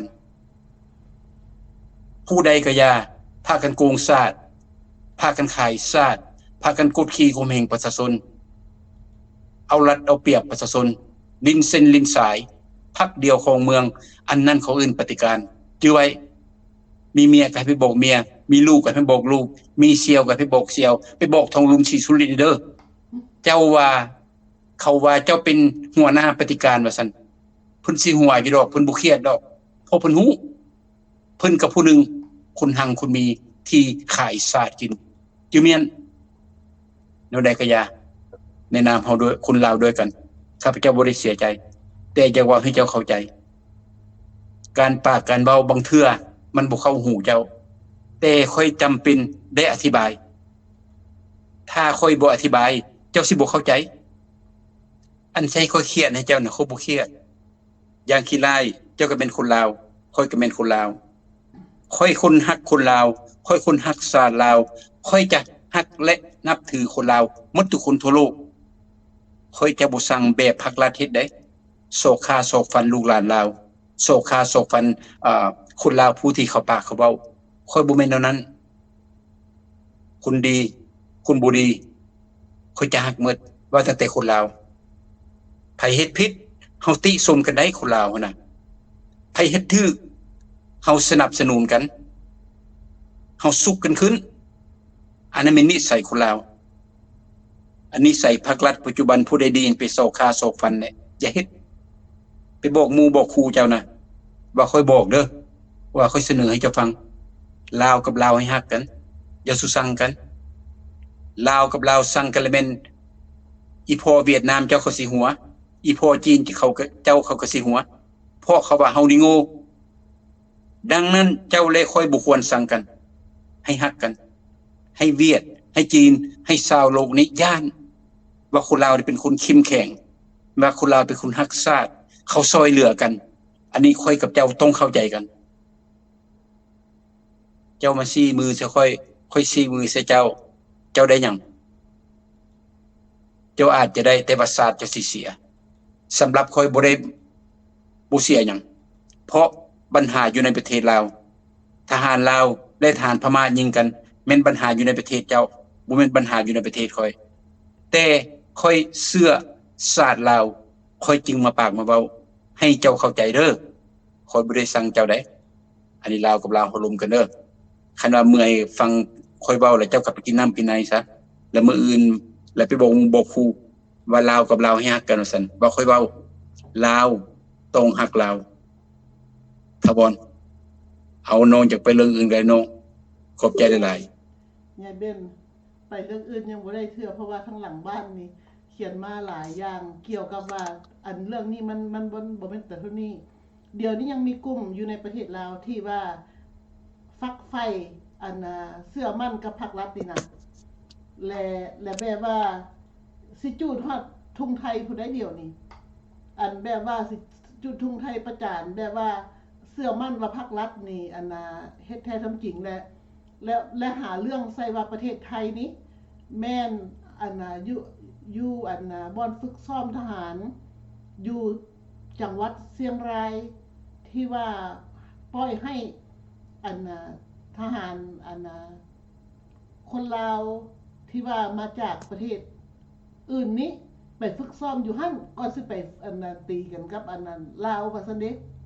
อันนี้นี่เป็นการใช้ให้ไปสีระดับประเทศผู้ใดใหญ่เบนมันบ่ของน้อยๆเด้นี่น่ะเลยอยากให้น้องลูกหลานอยู่ในประเทศลาวนั่นเข้าใจว่าก่อนสิเฮ็ดหยังลงไปนั่นให้คิดเบิ่งซะก่อนเจ้าสิกุ้มค่าบ่ถ้าเจ้าไปจูดทุ่งไทยทุ่งประเทศไทยเจ้าคิดว่าพรรครัฐหันเสี่ยวเจ้าไว้ซั่นบ่เจ้าเป็นค่อยค่ามาไส้ของพรรครัฐเจ้าได้ดีหยังเลยครอบครัวเจ้าเด้สิอยู่เย็นเป็นสุขส่ำใดพ่อแม่เจ้าเด้ลูกเมียเจ้าเด้สิครอบครัวเจ้าสิอยู่เย็นเป็นสุขส่ำใดถ้าเจ้าเฮ็ดไปคิดเบิ่งคักๆสิ่งที่เฮาเว้านี่คือยายเบนเว้ามาหั่นแหละเฮาเป็นห่วงลูกหลานเราผู้ที่บ่ฮู้อีโหนอีเหน่หั่นนะผู้ที่บ่ฮู้เรื่องหยังเลยยายเบนมาฟังแล้วล่ะขึ้นใจแบบว่าอารมณ์ชั่ววูบนี่นะโดยที่ว่าอันนี้นี่มันรุ่น12-13 ปีเดี๋ยวนี้รุ่นเป็นพ่อคนแล้วก็ยังมีอารมณ์แบบนี้นี่นะให้คิดไต่ตองเมื่อสักก่อนการที่เฮาเรียนรู้เข้าใจตื่นลึกหนาบางซั่นใดว่าเหตุมันเกิดขึ้นด้วยหยังฮู้จักนี่ก็ต้นปลายสาเหตุว่ามันเป็นหยังเกิดหยังขึ้นแท้ๆและเฮาควรประพฤติแบบใดหน้าที่ตัวเองนั้นจะระมัดระวังและดูแลครอบครัวตัวเองให้ดีที่สุดบ่แม่นสิเป็นเหยื่อของพรรครัฐโอ้ยบ่ได้แหละเขามาดูถูกเขามาอันสิทำลายประเทศชาติบ้านเมืองต้องปกป้องต้องเดินตามพรรคเดินตามรัฐสิเฮ็ดจังซั่นหั่นน่ะให้คิดคักๆชีวิตเจ้าเดินเป็นเดิมพันเจ้าสิกล้าเสี่ยงชีวิตบ่เจ้าคิดเบิ่งดูว่าถ้าเจ้ามีหยังเกิดหยังไปพ่อแม่เจ้าสิคิดจังไดลูกเมียเจ้าเด้เจ้าสิเอาให้ผู้ใดเลี้ยงลูกเจ้าคิดคักๆตัวนี้น่ะสิ่งที่ว่าเกิดขึ้นนี้มันบ่เป็นเรื่องน้อยและอยู่ในประเทศลาวซุมื้อนี้ข้าวยากบากแพงเงินเดือนก็บ่กู้กินยังสิไปจูดทุ่งประเทศอื่นอีกเจ้าคือมาสร้างบาปสร้างกรรมกระดอแท้เพื่อกุ้มโจรพรรครัฐนี้มันกุ้มค่าละบ่คิดคักๆและประเทศไทยนั้นเพิ่นช่วยเหลือเราหลายมาต่อหลายรัฐบาลและประชาชนของเพิ่นพ่อค้าชาวขายนักธุรกิจต่างๆเพิ่นอ้าแขนรับเอาคนลาวไปเฮ็ดเวียกงานทำนำหั่นน่ะเกือบเข้าล้านคนแล้วเพิ่นยังบ่เห็นคุณค่าของเพิ่นแด ป่านนั้นยังไปแซ่ให้ไปสีพอดีมันบ่แม่นแต่เป็นคนเนรคุณได้น่ะนี่นะเป็นคนที่ให้คุณค่าของความเป็นคนและเป็นคนที่อัปประโยชน์อัปมงคลอันนี้มันเป็นล้วนแล้วแต่ของเดินตามพรรคเดินตามรัฐตัวจริงแท้ๆแหละถ้าว่าไผกล้าเฮ็ดกล้าทำจากสั้นน่ะคนลาวเฮาต้องฮู้ความเคารพนับถือซึ่งกันและกันสมื้อนี้ลูกหลานลาวอยู่ในประเทศท่านยังบ่ฮู้จักว่าพรรครัฐนี้เขาล่มละลายพอแห้งแล้วเขาเดินถึงทางตันแล้วเดี๋ยวนี้เขาสิตกเหวเขาสิตกเหวและลูกหลานลาวยังสิไปแล่นตกแล่นโดดเหวต่างเขาซั่นวะแล้วมันกุ้มค่าบ่พ่อแม่พวกเจ้าได้เกิดพวกเจ้ามาบ้วนพรรครัฐเด้อเกิดพวกเจ้ามาให้ฮู้คุณค่าของแม่ของน้ำนมแม่แน่พวกเจ้าดูแลพ่อแม่พวกเจ้าสมบูรณ์แบบหมดทุกอย่างแล้วบ่ก่อนเจ้าพวกเจ้าสิลาไปตายแทนพรรครัฐนี่อย่าลืมได้ไทยกับลาวนั่นมีสัญญาว่าถ้าผู้ใดต้องการคนที่จงสร้างศัตรูนี่ต้องให้ส่งและถ้าว่าเจ้าไปเฮ็ดจังซั่นจะไปจุดทุ่งไทยแล้วพรรครัฐดึงหัวเจ้านะจับคอเจ้าไปส่งให้ประเทศไทยนั่นเจ้าสิว่าจังไดมันคุ้มค่าหรือบ่ที่เจ้าสิไปตายแทนพรรครัฐนั่นลูกหลานลาวได้ไปตายแทนพรรครัฐนั่นบ่แม่นพรรครัฐใดพรรครัฐท่านเขามีแต่ได้กับได้เพราะว่าเขาเป็นมหาโจรผู้เสียกับเสียแล้วแม่นลูกหลานลาวผู้อยู่ในประเทศผู้บูอีโหนอีเหน่อย่างนั้นตกออยู่ใส่ตงออยู่ใส่ยังบ่ฮู้จักโอ้ยมีแต่กินเบียร์ลงไปดื่มเหล้าลงไปเอายาบ้ามาตื้มกูเก่งกูสิเป็นตัวแทนพรรครัฐนี่ชีวิตจะมีเท่านั้นบ่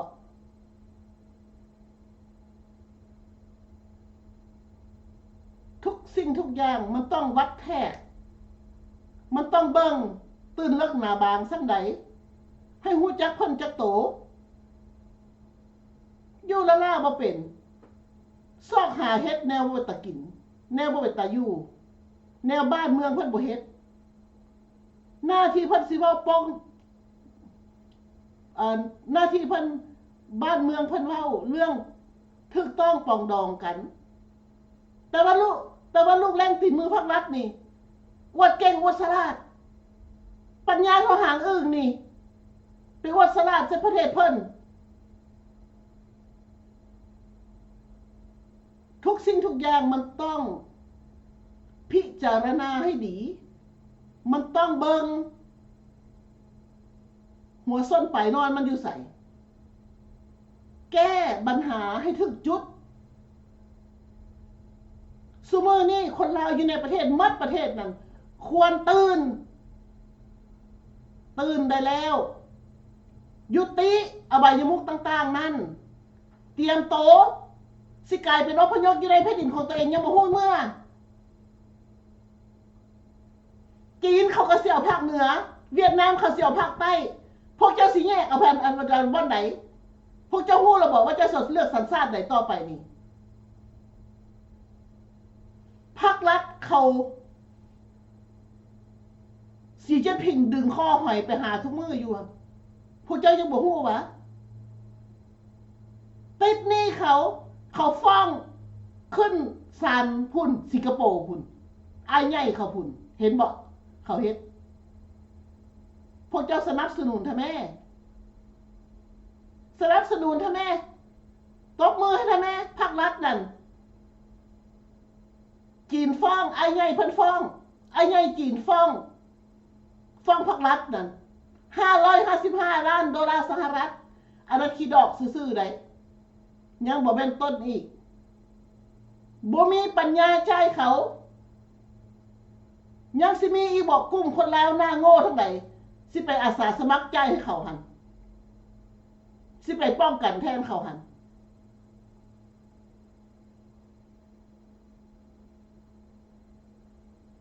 ลูกหลานเราผู้ที่เกิดใหม่ใหญ่น้ำหลังนี้ควรมีดีกว่านี้ศตวรรษที่21แล้วประเทศเพิ่นขึ้นดวงดาวดวงจันทร์ตัวเองมั่วกับยาบ้ามั่วกับอบายมุขต่างๆอยู่ในนรกอเวจีฮะน้ำพักรักฮะเดี๋ยวยังมึงอวดอีกปัญญาเขาหางอึ้งน่ะยุติได้แล้วตื่นให้เป็นมีสติของความเป็นคนขึ้นขอเข้าใจเนี่ยเบนมีอย่างเพิ่มเติมให้น้องบอกเพราะว่าตัวนี้นี่นะเขาอันนั้นนะมีเข้ามาทางในและพี่น้องชาวไทยเพิ่นก็บอกว่าอันน่ะข่าวตัวนี้หันมีหลายที่ว่าอยู่ทางในลาวหันโจมตีว่าว่าประเทศไทยอยู่เบื้องหลังคนลาวนอกว่าซั่นอันนี้บ่มีข้อมูลความเป็นจริงจักอย่าง อันนี้หันแปลว่ารัฐบาลลาวก็บ่ได้เว้าดอกจำพวกนี้เฮาไปซาก็บ่ได้เขาเอิ้นว่าความรู้เท่าบ่ถึงตัวผู้เว้านี่น่ะบ่ได้ออกไปใส่จักเทื่อพวกเจ้านะพวกเจ้าบ่เห็นพวกเจ้านั้นซ้ำกับกบตัวหนึงอยู่คุมสร้างมืนตาปลกขึ้นแล้วว่าตัวใหญ่คุณหมูหมดคุมสร้างหมดโลกนี่ฮู้หมดเก่งหมดรัฐบาลลาวนี่ดีหมดอันนี้ใส่เป็นอันนี้จำพวกนี้นะเจ้าไปจูดทุงเขาข้าพเจ้าคิดว่ารัฐบาลก็บ่ดีใจดอกแต่จำพวกนี้มักย่องแล้วบ่ฮู้ที่ไปที่มาของรัฐบาลตนเองเฮ็ดหยังบ่เบิ่งซ้ำเบิ่งรัฐบาลนั่นสมมุติประเทศลาวเป็นเฮือนหลังหนึ่งรัฐบาลและเป็นพ่อเป็นแม่ประชาชนและเป็นลูกเฮือนตนเองทุกหมายถึงประเทศลาวทุกอย่างไปด่าเฮือนอื่นได้จำพวกนี้แทนที่จะเบิ่งประเทศตนเองแทนที่จะเบิ่งพ่อแม่ถามพ่อถามแม่พ่อแม่เอ้ยเป็นหยังบ่เอาเงินเอาซื้ออาหารให้ลูกแด่บ่ถามจำพวกนี้ไปด่าเฮือนอื่นพุ่นทั้งที่ว่าเขาบ่ได้มีส่วนยุ่งเกี่ยวกับเฮือนของเจ้ารัฐบาลคือกันถ้าหากว่าประชาชนน่ะมีความคิดเป็นของตนเองชาติทุกข์ยากปัจจุบันเว้าได้รัฐบาลก็เว้าว่าประเทศลาวเป็นประเทศโดยพัฒนาหมายถึงประเทศลาวทุกข์ยากอย่าโยงตัวเองเด้อคนลาวเด้อรัฐบาลออกมาขอทานหมู่กินได้ว่าพวกค่อยนี้หมายถึงประชาชนลาวหมดประเทศนั่นน่ะทุกข์ยากขอทานแด่เพิ่นฮู้เด้อประเทศลาวทุกข์กันน่ะพวกเจ้าเป็นประชาชนหรือว่าเป็นหนุ่มน้อยบ่ล่ะเป็นพนักงานธรรมดาน่ะบ่ต้องปากกล้าข้างแข็งใส่ชาติอื่นเขาเว้าถึงประเทศไทยรัฐบาลลาวติดหนี้เขาจักล้านพวกเจ้าฮู้บ่ว่าน่ะไปจูบทุงเขาจูบก็สิได้หยังไฟไหม้หมดแล้วเจ้าสิได้ใจหยังเจ้าใส่หนี้เขาได้บ่บ่ได้ถ้าคนลาวเฮาบ่เอาความถูกต้องมาอยู่ในสมองแล้วพวกเจ้าจะทุกข์ไปตลอดชีวิตพวกเจ้าจะเป็นขี้ข้ามาใส่จักรพรรดิจีนและจักรพรรดิเวียดนามเพราะพวกเจ้านั้นพวกมาเว้านี้บ่แม่นหมดทุกคนเด้อพี่น้องเด้อพวกกะเนะประเทศอื่นน่ะจำพวกนี้และแม่นหาวหันใจอยู่ในหมู่ซื่อความลาวเอิ้นว่าเสนามาคิกาว่าแต่เจ้าเมืองเว้าว่าแต่เจ้าแขวงเว้าว่าแต่ทานนั้นทานนี้เว้าว่าแต่คุณหังเว้าสมเสยจักเพิ่นเว้าหยังจำพวกเสนามาคิกานี่เด้พี่น้องเรื่องอคติหั่นน่ะเศร้าคิดซะทิ่มได้แล้วปี2025แล้วคนลาวเฮามักอคติกันแบบพวกเจ้าปัจจุบันนี่ล่ะ ได้1,000 ปีมาละประเทศลาวเฮ็ดศึกเทื่อใดกับไผพวกเฮาก็เสียย้อนหยังย้อนคนลาวนี่บ่เข้ากันเห็นคนชั่วเป็นคนดีเห็นคนดีเป็นคนชั่วมักอคติมักเป็นเสนามาคิกาบ่เอาความถูกต้องจำพวกคนลาวนี่บางจำพวกนี่นะเฮ็ดหยังก็เลยกระลุ่มกระลวยเสียประเทศเป็นศึกกัดแล่นไปหาศัตรูจำพวกนี้เพราะบ่รักชาติและบ่เอาความถูกต้องมาปากมาเว้ามีผู้บางคนก็เขียนมาค่อยนี่อยู่ประเทศลาวนี่เขาบ่ได้ตินตนโยนหนีไปประเทศใดเพราะค่อยรักชาติและค่อยจะเฮ็ดทุกสิ่งทุกอย่างเพื่อความอยู่รอดเจ้าคิดถึกแล้วขนาดพวกค่อยอยู่สบายแหละพวกค่อยยังฮักพวกเจ้าส่งคนพวกค่อยเพราะพวกเขาเป็นสายเลือดเดียวกันสั่งกันไปพวกเขาก็บ่ได้หยังมีแต่พวกเจ้าเสียแต่ว่าถ้าว่าเจ้าอยู่ประเทศลาวแล้วเจ้าว่าเจ้าฮักชาติแล้วเจ้าจะเฮ็ดทุกสิ่งทุกอย่างหั่นน่ะก่อนอื่นหมดให้เจ้าฮักชาติลาวเด้อปัจจุบันคนบ่เห็นเจ้าฮักจะมีแต่เว้าซื่อรัฐบาลขายยาบ้าขายยาเมาปัจจุบันคนบ่เห็นเจ้าไปปากไปเว้าคนจีนมาเค้นมาฆ่าประชาชนลาวทั่วประเทศค่อยบ่เห็นเจ้าปากบ่เจ้าเว้าค่อยบ่เห็นเจ้าค่อยบ่เห็นกองร้อนค่อยบ่เห็นทหารค่อยบ่เห็นตำรวจค่อยบ่เห็นเจ้าเมืองค่อยบ่เห็นเจ้าแขวงค่อยบ่เห็นผู้ใดไปซอยเพิ่นคนจีนง่าไม้ใส่ผู้นั้นง่าค้อนใส่ผู้นี้ค่อยบ่เห็นคนลาวปากจักคนอยู่ในภายในประเทศ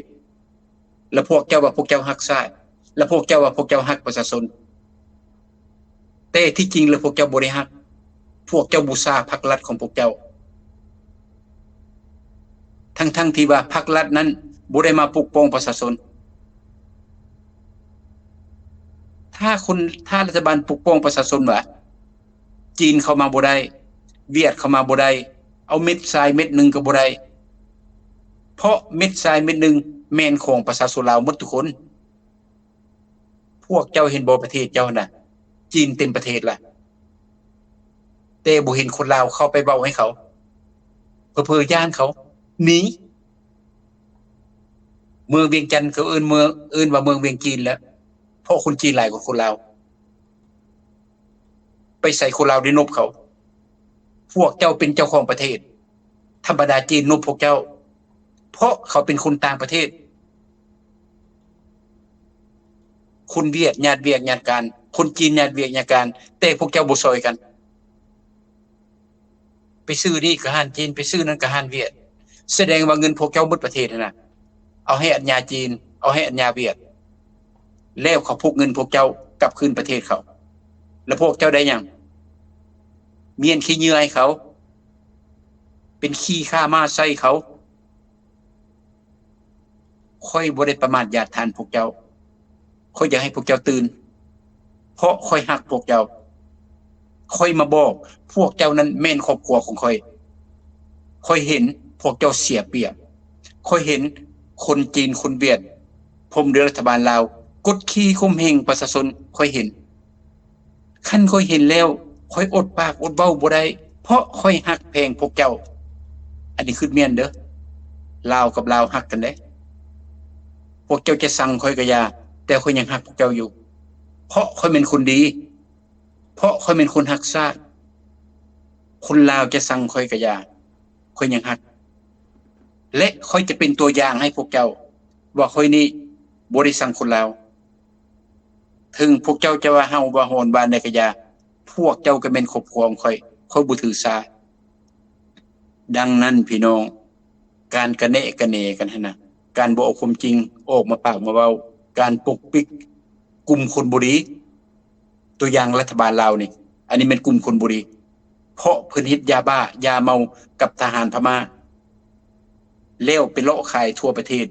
ส่งไปประเทศไทยไปฆ่าผู้อื่นอีกนอกจากนั้นเวลาทหารพม่ากับทหารลาวยิงกันฆ่ากันญาติเงินกันแล้วพวกเจ้าไปสั่งประเทศไทยที่จริงเรื่องนี้เป็นเรื่องทหารพม่าและทหารลาวอันพวกเจ้าไปจูดทุงเขาน่ะ เล่นพวกเจ้าได้หยังคันว่าสิใช้เงินซอยรัฐบาลก็บ่เห็นไปใช้คันว่าเก่งติดหนี้ประเทศไทยบ่แม่นน้อยเด้อน่าอายตายยากเขาได้รัฐบาลนำมาให้หยังค่อยบ่ฮู้เจ้าก็บ่ฮู้ว่ารัฐบาลไปยืมเงินไทยมาให้หยังค่อยบ่ฮู้เด้อเจ้าก็บ่ฮู้ซ้ำบ่นำเขามาซอยพวกเจ้าแบบพวกเขานี่พวกเจ้าไปสั่งเพิ่นจูดทุงเพิ่นเขาคือจูดทุงเขาเจ้าก็จูดคิวแสดังเจ้านั้นแล้วเจ้าสิว่าเจ้าได้ใจว่าโอ้ไอ้น้องเวียดนามฮักคนละบัดนี้นะเพราะว่าเขาสั่งพี่น้องไทยนี่ปากภาษาลาวได้เข้าใจภาษาลาวได้เวียดและจีนอยากให้เฮาสั่งกับคนไทยโอ้ยเขาดีใจละอันนี้ว่าแนวคิดของเจ้าพี่น้องไทยและไอ้น้องเวียดพวกเจ้าไอ้น้องจีนพวกเจ้าน่ะสำหรับสายตาของข้าพเจ้าพี่น้องไทยดีกว่าคนจีนคนเวียดพันโตเวลาเจ้าสิตายมาเล่นไปหาเขารถโดยสารควมอยู่ประเทศลาวยังไปเข้าห้องหมออยู่ประเทศไทยเป็นยังบ่ไปฮานอยพุ่นเป็นยังบ่ไปปักกิ่งพุ่นคนลาวทุกข์ลาวยากไปส้นเขาเฮ็ดหยังเป็นยังบ่ไปฮานอยพุ่นไปหาไอ้น้องเวียดกินหมาพุ่นหรือว่าไปหาไอ้จีนผู้จักรพรรดิใหญ่ที่เป็นศัตรูของพวกเจ้านั้น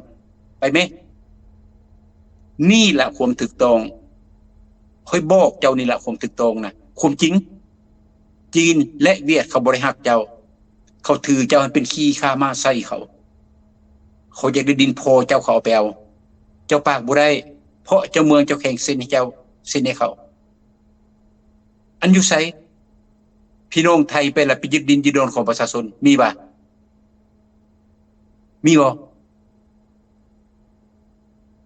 คนลาวต้องเป็นคนฉลาดได้พี่น้องได้อีกทีนึงครับพระเจ้าบ่ได้ใจให้ครับพระเจ้าบ่ได้เสียใจแต่อยากให้พี่น้องคนลาวเฮาฮู้จักว่าผู้ใดเป็นมิตรผู้ใดเป็นศัตรูปัจจุบันพวกเจ้าหันใจบ่ได้ก็ไปหาไทยนับตั้งแต่แก้วน้ำปลาก็กินแก้วน้ำปลาไทยคันว่าของกินมาแต่เวียดนามของกินปลอมฆ่าพ่อแม่พวกเจ้าฆ่าเจ้าฆ่าลูกเจ้าฆ่าเมียเจ้าของกินมาแต่จีนก็คือกันนับตั้งแต่ผักมีซีซอมซีดมาหมดหมักไม้หมักแอปเปิ้ลซีดมาหมดปลาทะเลเซิร์นเลยคนห่างๆไปซื้อกินปลามาแต่เวียดนามนี่เด้อโดยเฉพาะตัวกุ้งใหญ่พวกเจ้าหันกินไปเลยเตือนได้ดิพี่น้องข้าพเจ้าเตือนพวกเจ้าได้บ่อยากให้กินจำพวก2ประเทศนี้เปื้อนเขาใส่แต่แนวบ่ดีเข้ามาประเทศลาวเข็นฆ่าพวกเจ้าค่อยเสียใจเพราะพวกเจ้าเป็นคนลาวค่อยก็เชื่อศาสตร์ลาวศาสตร์อื่นมาฆ่าพวกเจ้าค่อยเสียใจค่อยจะมาปากมาเว้าและมาเปิดหูเปิดตาเจ้าอันนี้เป็นความรู้สึกของค่อยทั้งที่ว่าค่อยเองบ่ฮู้จักพวกเจ้าแต่เข้าใจว่าพวกเขานี่คนลาวเขานี่แม่นสายเลือดเดียวกันแซงข้าพเจ้ายานโจรข้าพเจ้าบ่ยานเพราะเลือดลาวบ่เคยก้มหัวให้โจรนอกจากลาวตาขาวลาวเสนามาคิกาลาวจำพวกนั้นใช้การบ่ได้ภาษาอังกฤษเขาว่า useless คนลาวมันใช้การบ่ได้ไปประเทศใดก็นุบเขาอยากให้คนลาวทั่วโลกนี่นะมีนิสัยแบบข้าพเจ้านี่นะโดยเฉพาะพี่น้องอยู่ภายในประเทศคนลาวต้องมาก่อนว่าซั่นประเทศใดก็อย่าเอาคนลาวเฮาไว้ก่อนการขายเครื่องขายของเป็นเจ้าของตลาดเป็นเจ้าของโฮเทลเป็นเจ้าของอันใดก็อย่าที่ดินโดนต้นหญ้าปลูกฝังเลี้ยงสัตว์ให้คนลาวเฮ็ดอันนี้เป็นนิสัยข้าพเจ้าเพราะข้าพเจ้าเป็นหัวศาสตร์นิยมฮักคนลาวอันพรรครัฐเสียมสอนพวกเจ้าหั่นค่อยฮักคนลาวแต่เอาสิทธิ์ให้จีนเขาจะได้ยังไงให้เขาได้บ่เงินพวกเจ้าหมดเลยเด้บ่เงินพวกเจ้าหมดเลยเด้ปานใดพวกเจ้าสิตื่นจำพวกฮักศาสตร์นี่นะต้นไม้นะฮู้ว่าหมด 70-80% แล้วปานใดพวกเจ้าสิตื่น เขาแก้ไปประเทศอื่นพุ่นเขาบ่ได้สร้างศาสตร์อยู่ในประเทศชาติบ้านเมืองตื่นขึ้นทะแม่ลูกหลานหมู่กองสองชั้นอายเอ่ยน้องพ่อแม่พี่น้องป้าลุงอยู่ในภายในประเทศพวกเจ้าเป็นเจ้าของประเทศลาวปัจจุบันประเทศรัฐบาลลาวฆ่ายาบ้ากับกลุ่มโจรมาตั้งแต่ประเทศพม่าแต่พวกเจ้าพากันมิดพวกเขานี้เข้าใจว่าพวกเจ้าปากบ่ได้หั่นน่ะจึงมาอธิบายให้ฟังหั่นน่ะมันบ่แม่นความขี้เสียดขี้เหลือความกระแนกกระแหนมันบ่แม่นอยากให้พวกเจ้าเป็นคนฉลาดอยากให้พวกเจ้าเปิดหูเปิดตาเพราะรัฐบาลพวกเจ้านั้นบ่เคยเว้าความซื่อให้ประชาชนฟังจักเทื่อนอกจากโยงโยสรรเสริญตนเองหมดเท่านั้นรัฐบาลลาวปัจจุบันค่อยก็ฮักชาติเจ้าก็ฮักชาติค่อยก็เอาประชาชนมาก่อนเจ้าก็เอาประชาชนมาก่อนแต่เขาบ่เคยป้อนข้าวป้อนน้ำประชาชนเข้าเม็ดนึงเขาบ่เคยเอาให้ประชาชนมีตั้งแต่ต่างประเทศว่าพี่น้องไทยบุรีเขาเอามีมาม่ามาให้เขาเข้าไปซอยเขาเครื่องย่างไปซอยเวลาลมพัดเวลาพายุเวลาเขื่อนแตกเวลาน้ำท่วมมีหน้าไอ้น้องจีนไอ้น้องเวียดพวกเจ้าไปอยู่ไสป้านใดพวกเจ้าสิตื่นเว้าจังนึงใจจังนึงบ่ได้เด้อพี่น้องเด้อพี่น้องปัญหาอยู่ในประเทศลาวปัจจุบันถ้าบ่เฮาเว้าเรื่องเดียวก็พอแล้วมื้อนี้อ้ายก็สิได้สรุปนอกจากน้องมีความเว้าบ่น้องสรุปเลยเข้าใจโอเคพี่น้องปัญหาการฆ่ากันยิงกันอยู่ในประเทศลาวพวกเฮาบ่ได้ดีใจเด้อพวกเฮาเสียใจนำลูกนำหลานนำทหารนำพี่นำน้องคนลาวเฮาเป็นคนซื่อสัตย์สุจริตประชาชนลาวเฮาบ่เคยโต้ต้านรัฐบาลอยู่ภายในประเทศทั้งรัฐบาลพวกเจ้าเป็นรัฐบาลที่เผด็จการประชาชนบ่เคยเลือกกับคนจักคนเกิดเป็นมือมาลิ้นเส้นลิ้นสายกุดขี้ข่มเหงขายชาติหั่งหมดทุกคนแต่ประชาชนลาวภายในประเทศบ่เคยจะมาต่อต้านเพราะพวกเจ้าหมายถึงประชาชนนั้นเป็นคนมารยาทดีนิสัยดีน่าเสียดายคนลาวเฮาเป็นคนดีคนลาวเฮาเป็นคนประเสริฐคนลาวเฮาเป็นคนรักเสื้อแพงชาติแต่ย้อนระบบการปกครองระบบคอมมิวนิสต์หรือว่าสังคมนิยมนี้เสียมสอนให้ลูกให้หลานลาวและลาวสั่งกันหมดทุกคนให้ฮักพรรครัฐผู้เดียวเกิดมาจะต้องได้รับใช้พรรครัฐพรรครัฐเว้าหยังจะต้องฟังขนาดพรรครัฐขายยาบ้ากับต่างชาติประชาชนก็ยังบ่เคยติต้องชาวโลกพวกเขาเห็นหมดแล้วพี่น้องบ่ต้องปกไว้มันเป็นมาได้20 30ปีแล้วมันบ่แม่นเป็นที่แรกที่ก่อนนี้เขาเห็นหมดแล้วชาวโลกนะมันเกิดอยู่ไสแม่นผู้ใดเป็นเจ้าพ่อและแม่นผู้ใดเฮ็ดนํกันเขาฮู้หมดแล้วเขาจึงไปบอกรัฐบาลลาวมาบอกอย่าสู้เฮ็ดมันบ่ดีต่อประชาชนจนศาสตร์พวกเจ้าสิดับศูนย์คนลาวสิติดยาบ้าค้ายาเมาหมดได้เจ้าพากันเซาเด้ออันนี้เขาไปบอกแต่รัฐบาลลาวก็เมินเฉยแต่ประชาชนลาวเฮาเป็นผู้ทุกข์ผู้ยากผลสุดท้ายลูกหลานก็ได้เป็นทหารรับใช้โจรของเมืองทหารลาวปัจจุบันข้าพเจ้าบ่ได้ดูหมิ่นประมาทพวกท่านนับตั้งแต่สั้นใหญ่ถึงสั้นน้อยข้าพเจ้าฮักแพงและนับถือแต่พวกเจ้าพากันเดินทางผิดพวกเจ้าแทนที่จะปกป้องชีวิตเลือดเนื้อของประชาชนหมดทุกคนภายในประเทศและปกปักรักษาเขตน้ำแดนดินของพวกเจ้าบ่ได้เฮ็ดแนวนั้นพวกเจ้าไปหำไปเฮียนทหารมากดขี่ข่มเหงประชาชนมาบีบเต็งประชาชนบ่ให้ประชาชนปากบ่ให้ประชาชนเว้าเพราะพวกเจ้านั้นถูกสั่งมาจากรัฐบาลลาวปัจจุบันรัฐบาลลาวว่ามีปัญหาก็แม่นเพราะถูกฆ่าถูกฟันกับกลุ่มโจรที่เป็นพาร์ตเนอร์กันเป็นหมู่เป็นคู่เฮ็ดยาบ้านี่ ลูกประชาชนเป็นผู้ตายอันนี้น่าเสียดายและก็น่าเสียใจ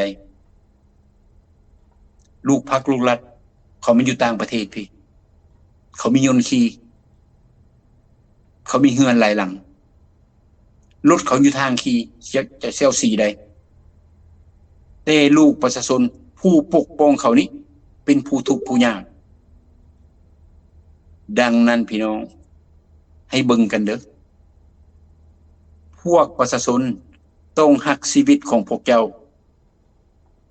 หักพรรครัฐมาได้49ปีแล้วแต่รัฐบาลลาวนั้นบ่เคยเห็นมุกเห็นใจประชาชนเวลาล้มเวลาตายมาแบบปัจจุบันนี่ยิงกันเรื่องยาบ้านี่ก็เป็นลูกประชาชนแต่พวกเจ้าเข้าใจว่าพวกเจ้ารับใช้ชาติอันนี้บ่แม่นรับใช้ชาติเด้อันแม่นรับใช้กลุ่มใดกลุ่มหนึ่งกลุ่มรัฐบาลลาวปัจจุบัน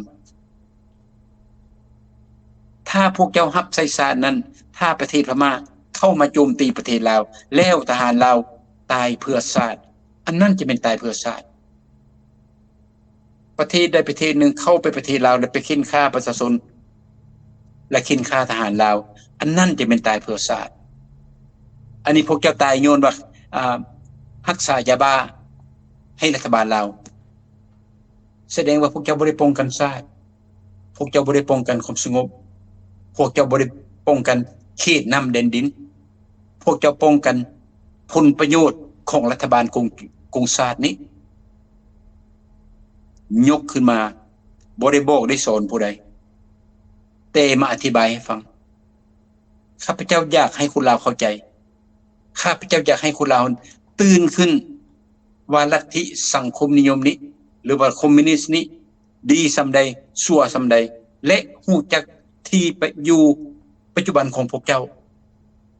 หมายถึงประชาชนหมดประเทศนั่นแหละชาวโลกเขาเห็นประเทศลาวเขาก็ว่าประเทศลาวทุกข์ยากโดยพัฒนาเขาเข้าไปเขาก็ฮู้แล้วผู้รับแขกรับคนอยู่เดินยนต์เขาก็ฮู้แล้วว่าโดยพัฒนาส่ำใดนะเขาบ่ทันได้เหยียบที่ดินลาวซ้ำโดยพัฒนาทุกสิ่งทุกอย่าง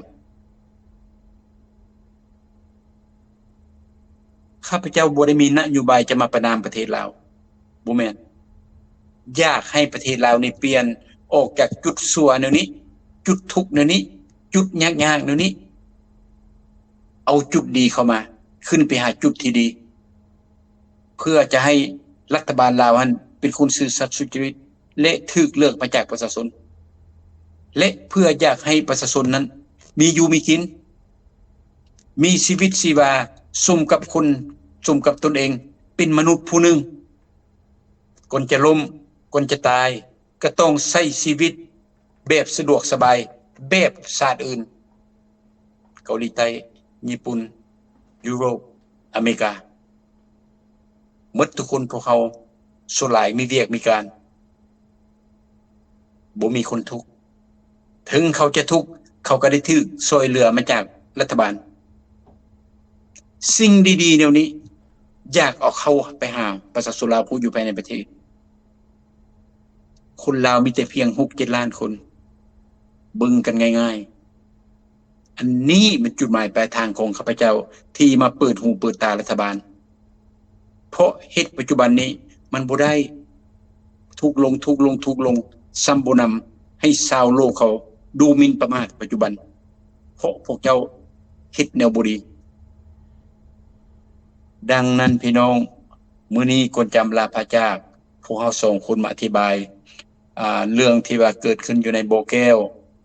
เพราะว่าการต่อสู้กันระหว่างบาแดงทหารพม่ากับกองทัพประชาชนปฏิบัติลาวนี้เพิ่นได้ญาติเงินญาติคำกันดังนั้นให้พี่น้องเขาบ่เข้าใจว่าการนำของพวกท่านหมายถึงพรรครัฐนะเพิ่นนำภาษานี่ถูกละบ่คันบ่ถูกละพากันโอ้ลมกันลาวกับลาวต้องฮักกันบ่ต้องฆ่าต้องฟันกันรัฐบาลคือกันเห็นประชาชนเป็นเจ้าเห็นประชาชนเป็นใหญ่ตนเองเห็นแนวผิดก็ต้องมีการเปลี่ยนแปลงถ้าพวกเจ้าฮักชาติพวกเจ้าต้องมีการเปลี่ยนแปลงเพราะมันเป็นไปบ่ได้ละ49 ปีปลายละเกือบฮอดครึ่งศตวรรษละ ศาสตร์ลาวล่มจมยาบาเต็มประเทศฆ่ามนุษย์เต็มประเทศคนต่างชาติเข้ามาเอาดินเอาดอนมาเอาเปรียบกับการของประชาชนเต็มประเทศมีตั้งแต่เสียและเสียพร้อมทั้งเสียสำหรับประชาชนลาวนับมือนับทุกนับมือนับดินโดนออกจากประเทศชาติเพื่อไปหาเวียกหาการเพื่อท่องเพื่อเงินเพื่อคำเพื่อครอบเพื่อครัวดังนั้นรัฐบาลลาวเฮารัฐบาลพวกเจ้าต้องมีความสำนึกรู้จักตนเองว่าเป็นคนลาวและข้าพเจ้าคิดว่าการเปลี่ยนแปลงเรื่องระบบนี้มันบ่ยากแต่พวกเจ้าต้องได้เสียสละอำนาจคืนให้แก่ประชาชนจังใดก็อย่าพี่น้องถ้าคมปากคมเว้าของพ่อในค่ำคืนมื้อนี้เว้าไปบ่ถูกต้องบ่เข้าหูคนแนวผิดเอาทิ่มเด้อพี่น้องเด้ออย่าลืมอย่าเว้าให้พวกเฮาว่าพวกเฮาจะเข้าไปประเทศลาวและไปญาติเบี้ยญาติโตญาติตังบ่แม่นเด้พวกเฮาเป็นประชาชนธรรมดาแต่พวกเฮาคิดฮอดคิดถึงประชาชนลาวเพราะพวกเจ้าตกทุกข์ได้ยากลาวกับลาวเฮาเว้ากันโลดบ่ต้องอายชาวโลกเขาอายกันพวกเฮาก็บ่ได้หยังถ้าพวกเฮาบอกกันแล้วโอ้เฮาทุกข์เด้อแล้วเฮาต้องหาวิธีเปลี่ยนแปลงวิธีใดจะเปลี่ยนแปลงมันขึ้นกับรัฐบาลพวกเจ้าและพวกเจ้าเป็นเจ้าของประเทศให้เว้ากันให้ลมกัน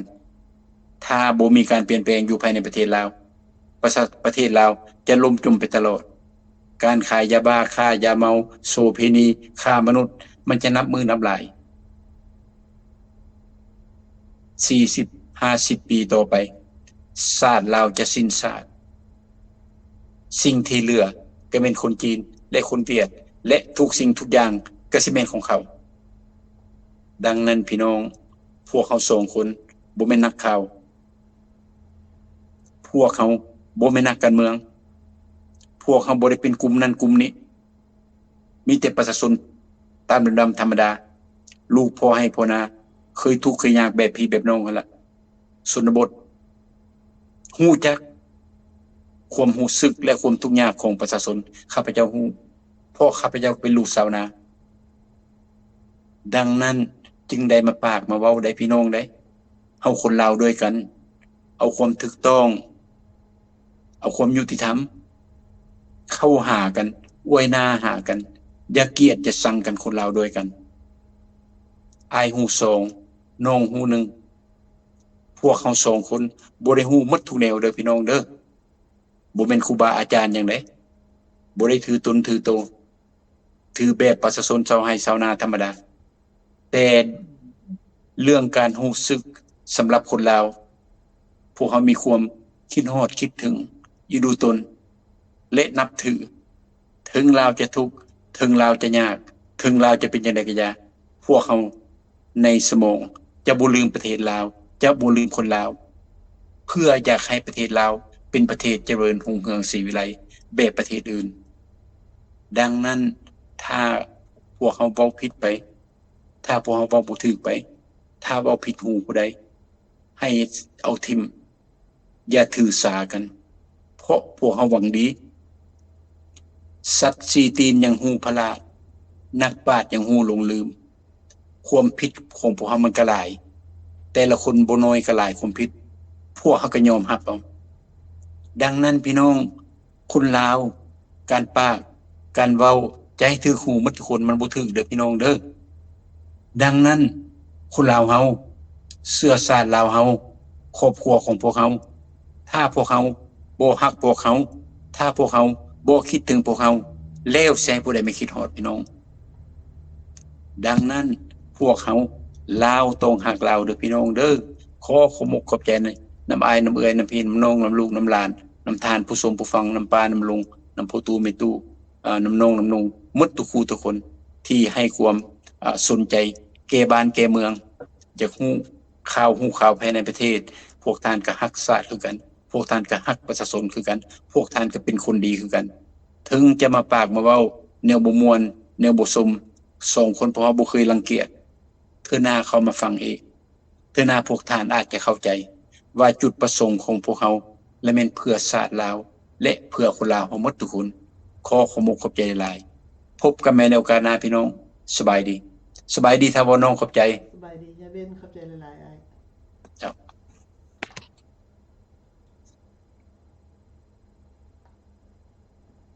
พี่น้องก่อนเขาจะลาจากกันวันนี้ข้าในก็ขอขอบใจนำทุกท่านทุกคนที่เข้ามาร่วมรายการนำพวกข้าน้อยพร้อมนี้ข้าในก็ขอขอบใจนำทุกท่านทุกคนที่พิมพ์คอมเมนต์เข้ามาและก็ช่วยกันเอาใจช่วยและก็มาช่วยกันฟังและก็แลกเปลี่ยนความคิดความเห็นนำกันนะพี่น้องเนาะเพราะว่าประเทศลาวซึ่งว่าเฮาอยู่นอกประเทศพี่เฮาตัดสัญชาติแล้วแต่ว่าเฮาเป็นห่วงพี่น้องลาวอยู่ในประเทศเพราะว่าเฮาเป็นสายเลือดอันเดียวกันเฮาเป็นห่วงเป็นใยเป็นหยังเฮาสิบ่เป็นห่วงเป็นใยพี่น้องเฮาต้องคิดใส่พี่น้องชาวไทยเพิ่นก็ยังเข้ามาร่วมรายการนำเฮาพี่น้องชาวไทยข้าในก็ขอขอบใจขอบบุญขอบคุณทุกท่านทุกคนเด้อข้าในเพราะว่าทุกท่านทุกคนซึ่งเอาใจช่วยและก็อยากให้บ้านเมืองมีความอยู่สงบสุขเนาะพี่น้องเนาะพร้อมนี้ข้าในก็ขอขอบใจขอขอบบุญขอบคุณนำทุกท่านทุกคนที่รักความเป็นธรรมอยู่ในประเทศลาวอยู่ในประเทศไทยและอยู่ทุกๆประเทศทั่วโลกเนาะพี่น้องเนาะรักความเป็นธรรมรักความเป็นมนุษย์ด้วยกันเพราะว่าเฮารักตนเองเช่นเดียวกันเฮาจึงรักความเป็นธรรมพร้อมนี้ข้าในก็ขอพรจากคุณพระพุทธพระธรรมจงนำทางชีวิตให้ทุกท่านทุกคนจงมีอายุวันโนสุขังพลังจงมีแต่สิ่งดีๆเข้ามาในชีวิตและขอให้ทุกท่านทุกคนนั้นพบแต่ความผาสุกสมดังปรารถนาทุกท่านทุกคนด้วยเถิดก็ได้พร้อมนี้เขาเลยก็ฮักทุกท่านทุกคนที่ฮักความเป็นธรรมอยากเห็นคนทุกท่านทุกคนมีความสุขตลอดไปสาธุสาธุสาธุอนุโมทามิขอให้ทุกท่านทุกคนมีแต่ความสุขสุขดีเด้อพี่น้องเด้อทุกท่านทุกคนพี่น้องลาวพี่น้องชาวไทยพี่น้องชาวอีสานพี่น้องชาวเขมร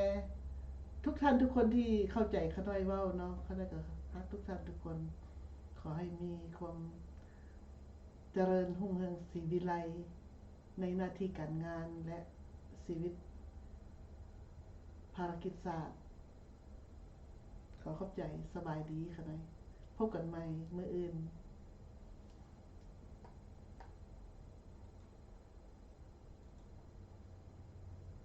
ความเป็นจริงก็คือเหตุการณ์ที่มันเกิดขึ้น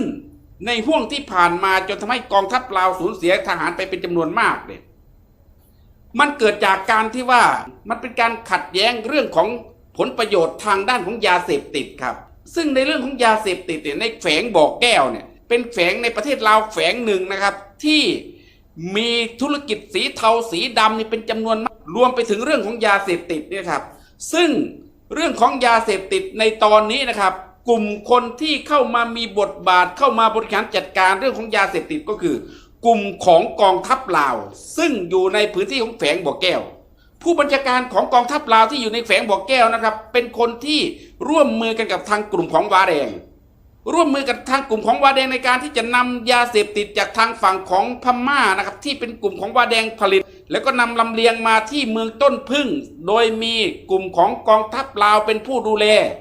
เมื่อนำมาถึงเมืองต้นพึ่งแล้วเนี่ยทางกลุ่มของกองทัพลาวเนี่ยก็ได้มีการลำเลียงจากเมืองต้นพึ่งแฝงบ่อแก้วนี่ครับพี่น้องครับลำเลียงมาตามเส้นทาง13เหนือ13ใต้ลงไปทางลาวใต้แล้วก็ได้ส่งข้ามโขงมาจำหน่ายในประเทศไทยนี่คือสิ่งที่ทางฝั่งของทหารลาวกับทางฝั่งของว้าแดงเนี่ยมันร่วมมือกันแต่ทั้งนี้ทั้งนั้นแหละครับมูลเหตุที่มันเป็นสงครามกันเกิดขึ้นมาในครั้งนี้ก็คือการที่ทางฝั่งของลาวเนี่ยเมื่อไปรับยาเสพติดมาจากทางฝั่งของว้าแดงแล้วเนี่ยก็ปรากฏว่าตัวกองทัพลาวเนี่ยได้นำยาเสพติดไปขายพอไปขายเนี่ยเม็ดเงินเป็นจำนวนมากมายมหาศาลที่ได้รับมาจากการขายยาเสพติดเนี่ยทางฝั่งของกองทัพลาวนะครับก็ไม่ได้เอาเงินที่ไปขายได้เนี่ย แบ่งไปให้กับทางฝั่งของวาแดงมันเป็นปัญหาคาราคาซังกันมาเป็นระยะเวลายาวนานแล้วครับตั้งแต่ตอนที่ทหารของวาแดงได้ถอนกำลังออกจากแฝงบ่อแก้วในบริเวณพื้นที่บ่อนคิงโรมันนี่แหละครับเพราะในอดีตเนี่ยทหารของวาแดงเป็นจำนวนถึง 5,000 คนเนี่ยได้เข้ามาคุ้มครองหรือว่าได้เข้ามาอารักขาบ่อนคิงโรมันซึ่งเมื่อเขาเข้ามาอารักขาบ่อนคิงโรมันแล้วเนี่ยเขาก็เข้ามาจับมือกับทางฝั่งของกองทัพลาวในการที่จะมาร่วมมือกันขายยาเสพติดซึ่งเรื่องนี้นะครับเป็นเรื่องราวที่คนทั่วโลกเขารู้แล้วครับพวกหน่วยปฏิบัติการเกี่ยวกับยาเสพติดเขารู้กันทั่วโลกแล้วครับแล้วเมื่อเป็นอย่างนี้นะครับพี่น้องครับเมื่อทางฝั่งของกองทัพลาวเนี่ยได้ไปจับมือร่วมกับทางฝั่งของว้าแดงในการค้าขายยาเสพติดโดยเอาแฝงบอกเป็นที่เก็บยาเสพติดเพื่อที่จะลำเลียงมาขายยังประเทศไทยเนี่ยเงินตัวเองที่ได้มาจากการขายยาเสพติดไม่ยอมที่จะแบ่งไปให้กับทางฝั่งของทหารของว้าแดงทางฝั่งของว้าแดงเนี่ยตั้งแต่เขาถอนกำลังออกไปนะครับจากแฝงบ่อแก้วเนี่ยเขาไม่ได้รับเงินเลยไม่ได้รับเงินจากกองกำลังของทหารลาวที่ประจำอยู่ในแฝงบ่อแก้วว้าแดงเนี่ยเขาก็ได้ส่งยามาให้กับทางฝั่งของทหารลาวที่อยู่ในแฝงบ่อแก้วทหารลาวที่อยู่แฝงบ่อแก้วก็อมเงินของเขาหมดครับซึ่งจากข้อมูลข่าวสารที่ผมได้รับทราบข้อมูลข่าวสารมาก็คือเม็ดเงินหรือว่าจำนวนเงินที่ทางฝั่งของกองทัพลาวได้จากการขายยาเสพติดจากทางฝั่งของว้าแดงเนี่ยมีเป็นจำนวนมากมาย300 กว่าล้านบาทนะครับพี่น้องครับซึ่งเป็นเม็ดเงินเป็นจำนวนมากมายมหาศาลที่ทางฝั่งว้าแดงจะต้องได้แต่ทางฝั่งของกองทัพลาวไม่ให้แล้วเมื่อเป็นอย่างนี้แหละครับพี่น้องทางฝั่งของว้าแดงเขาก็ได้มีการทวงถามมาโดยตลอดแต่ทางฝั่งของทหารลาวไม่ยอมให้ครับอิดออดผัดวันประกันพุ่งไปแล้วครับแล้วเมื่อเป็นอย่างนี้นะครับกองทัพของว้าแดงเนี่ยก็เลยอดรนทนไม่ไหวเมื่ออดรนทนไม่ไหวเนี่ยครับพี่น้องครับเขาก็เลยได้ส่งทหารของว้าแดงเนี่ยมาปิดล้อมนะครับปิดล้อมเลยครับปิดล้อมดอยผามนเนี่ยซึ่งดอยผามนเนี่ยในอดีตเนี่ยทหารว้าแดงกับทหารลาวก็อยู่ด้วยกันครับไปทำโรงงานยาเสพติดไปทำเรื่องราวเกี่ยวกับยาเสพติดบนดอยผามนนั่นแหละครับเมื่อขัดแย้งกันในด้านของการที่ว่าทางฝั่งของทหารลาวไม่ยอมจ่ายเงินทางฝั่งของทหารว้าแดงก็เลยต้องส่งกำลังทหารมาปิดล้อมดอยผามนเพื่อที่จะเป็นเครื่องต่อรองในการที่จะยื่นข้อเสนอในการที่จะไปเจรจากันกับทางฝั่งของทหารของลาวเพื่อที่จะให้ทางฝั่งของทหารของลาวคืนเงินยาเสพติดจำนวนถึง300 กว่าล้านบาทให้กับทางฝั่งของว้าแดงทางฝั่งของเราก็ไม่ให้ครับก็อิดออดผัดวันประกันพุ่งนะครับไม่ให้ทางฝั่งของว้าแดงก็เลยปิดล้อมเลยครับไม่ให้มีการส่งข้าวส่งน้ำขึ้นไปให้กับทางฝั่งของทหารของลาวที่ประจำอยู่บนดอยผามนซึ่งมีอยู่ด้วยกันอยู่4 ฐานนี่คือเรื่องราวมันเกิดขึ้นนะครับซึ่งเหตุการณ์การปิดล้อมเนี่ยมันไม่ใช่ว่าเพิ่งเกิดนะครับมันเกิดมาเป็นอาทิตย์แล้วครับ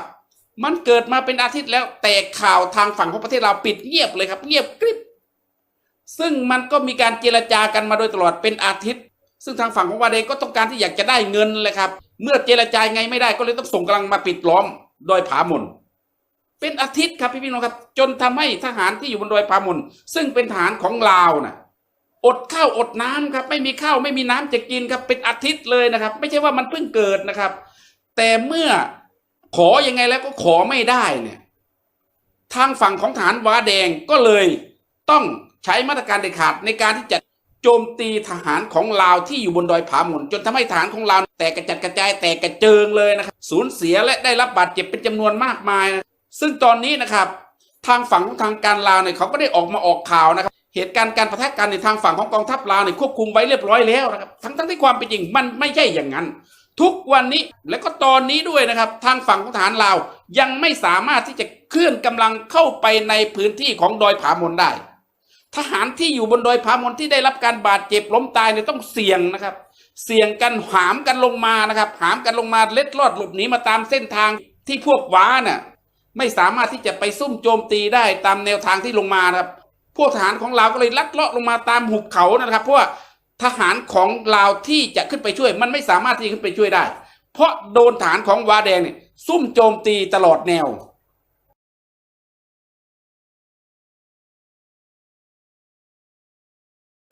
ที่ได้รับบาดเจ็บแบบ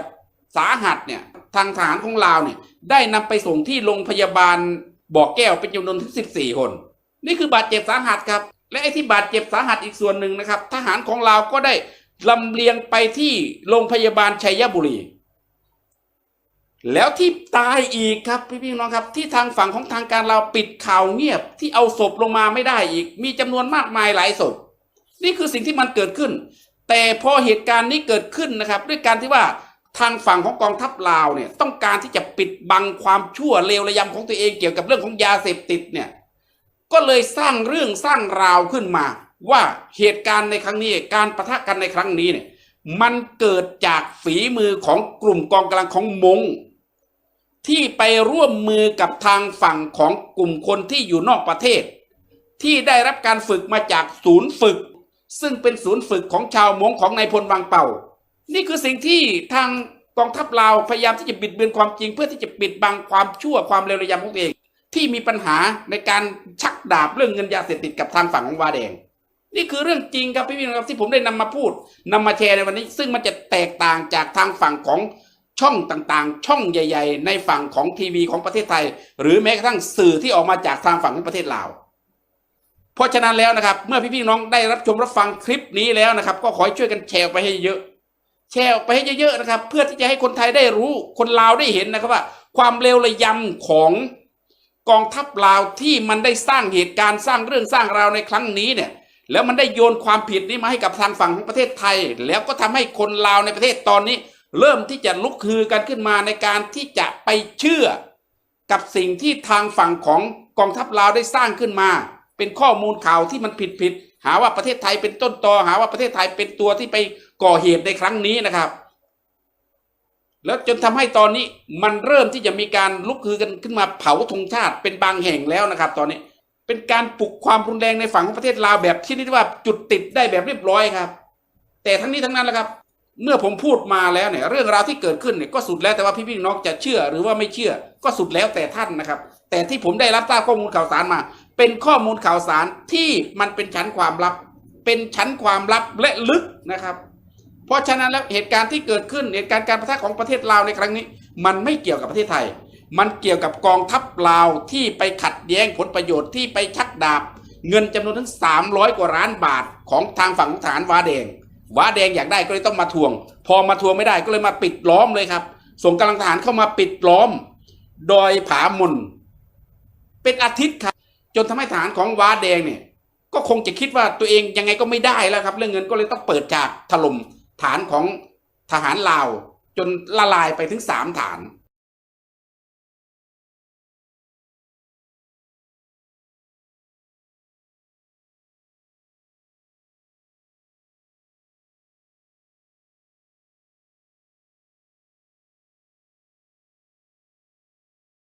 ธรรมของผู้ปกครองประเทศศาสตร์บ้านเมืองเพิ่นก็สอนไว้พุทธเจ้าเพิ่นเอิ้นว่าพรหมวิหารธรรมคือเมตตาหักแพร่งประชาชนกรุณาสงสารซอยเหลือประชาชนมุทิตายินดีนำประชาชนเมื่อเห็นประชาชนอยู่เย็นเป็นสุขบ่อิจฉาตาหอนเขาอุเบกขาเป็นผู้ตั้งอยู่ในยุติธรรมบ่เข้าข้างบ่ออกค้านั่นค้านี่เห็นลูกโตผิดก็ว่าลูกโตบ่ผิดลูกโตไปตีเขาก็ไปเอาโทษผู้ถูกตีสับนั่นบ่มี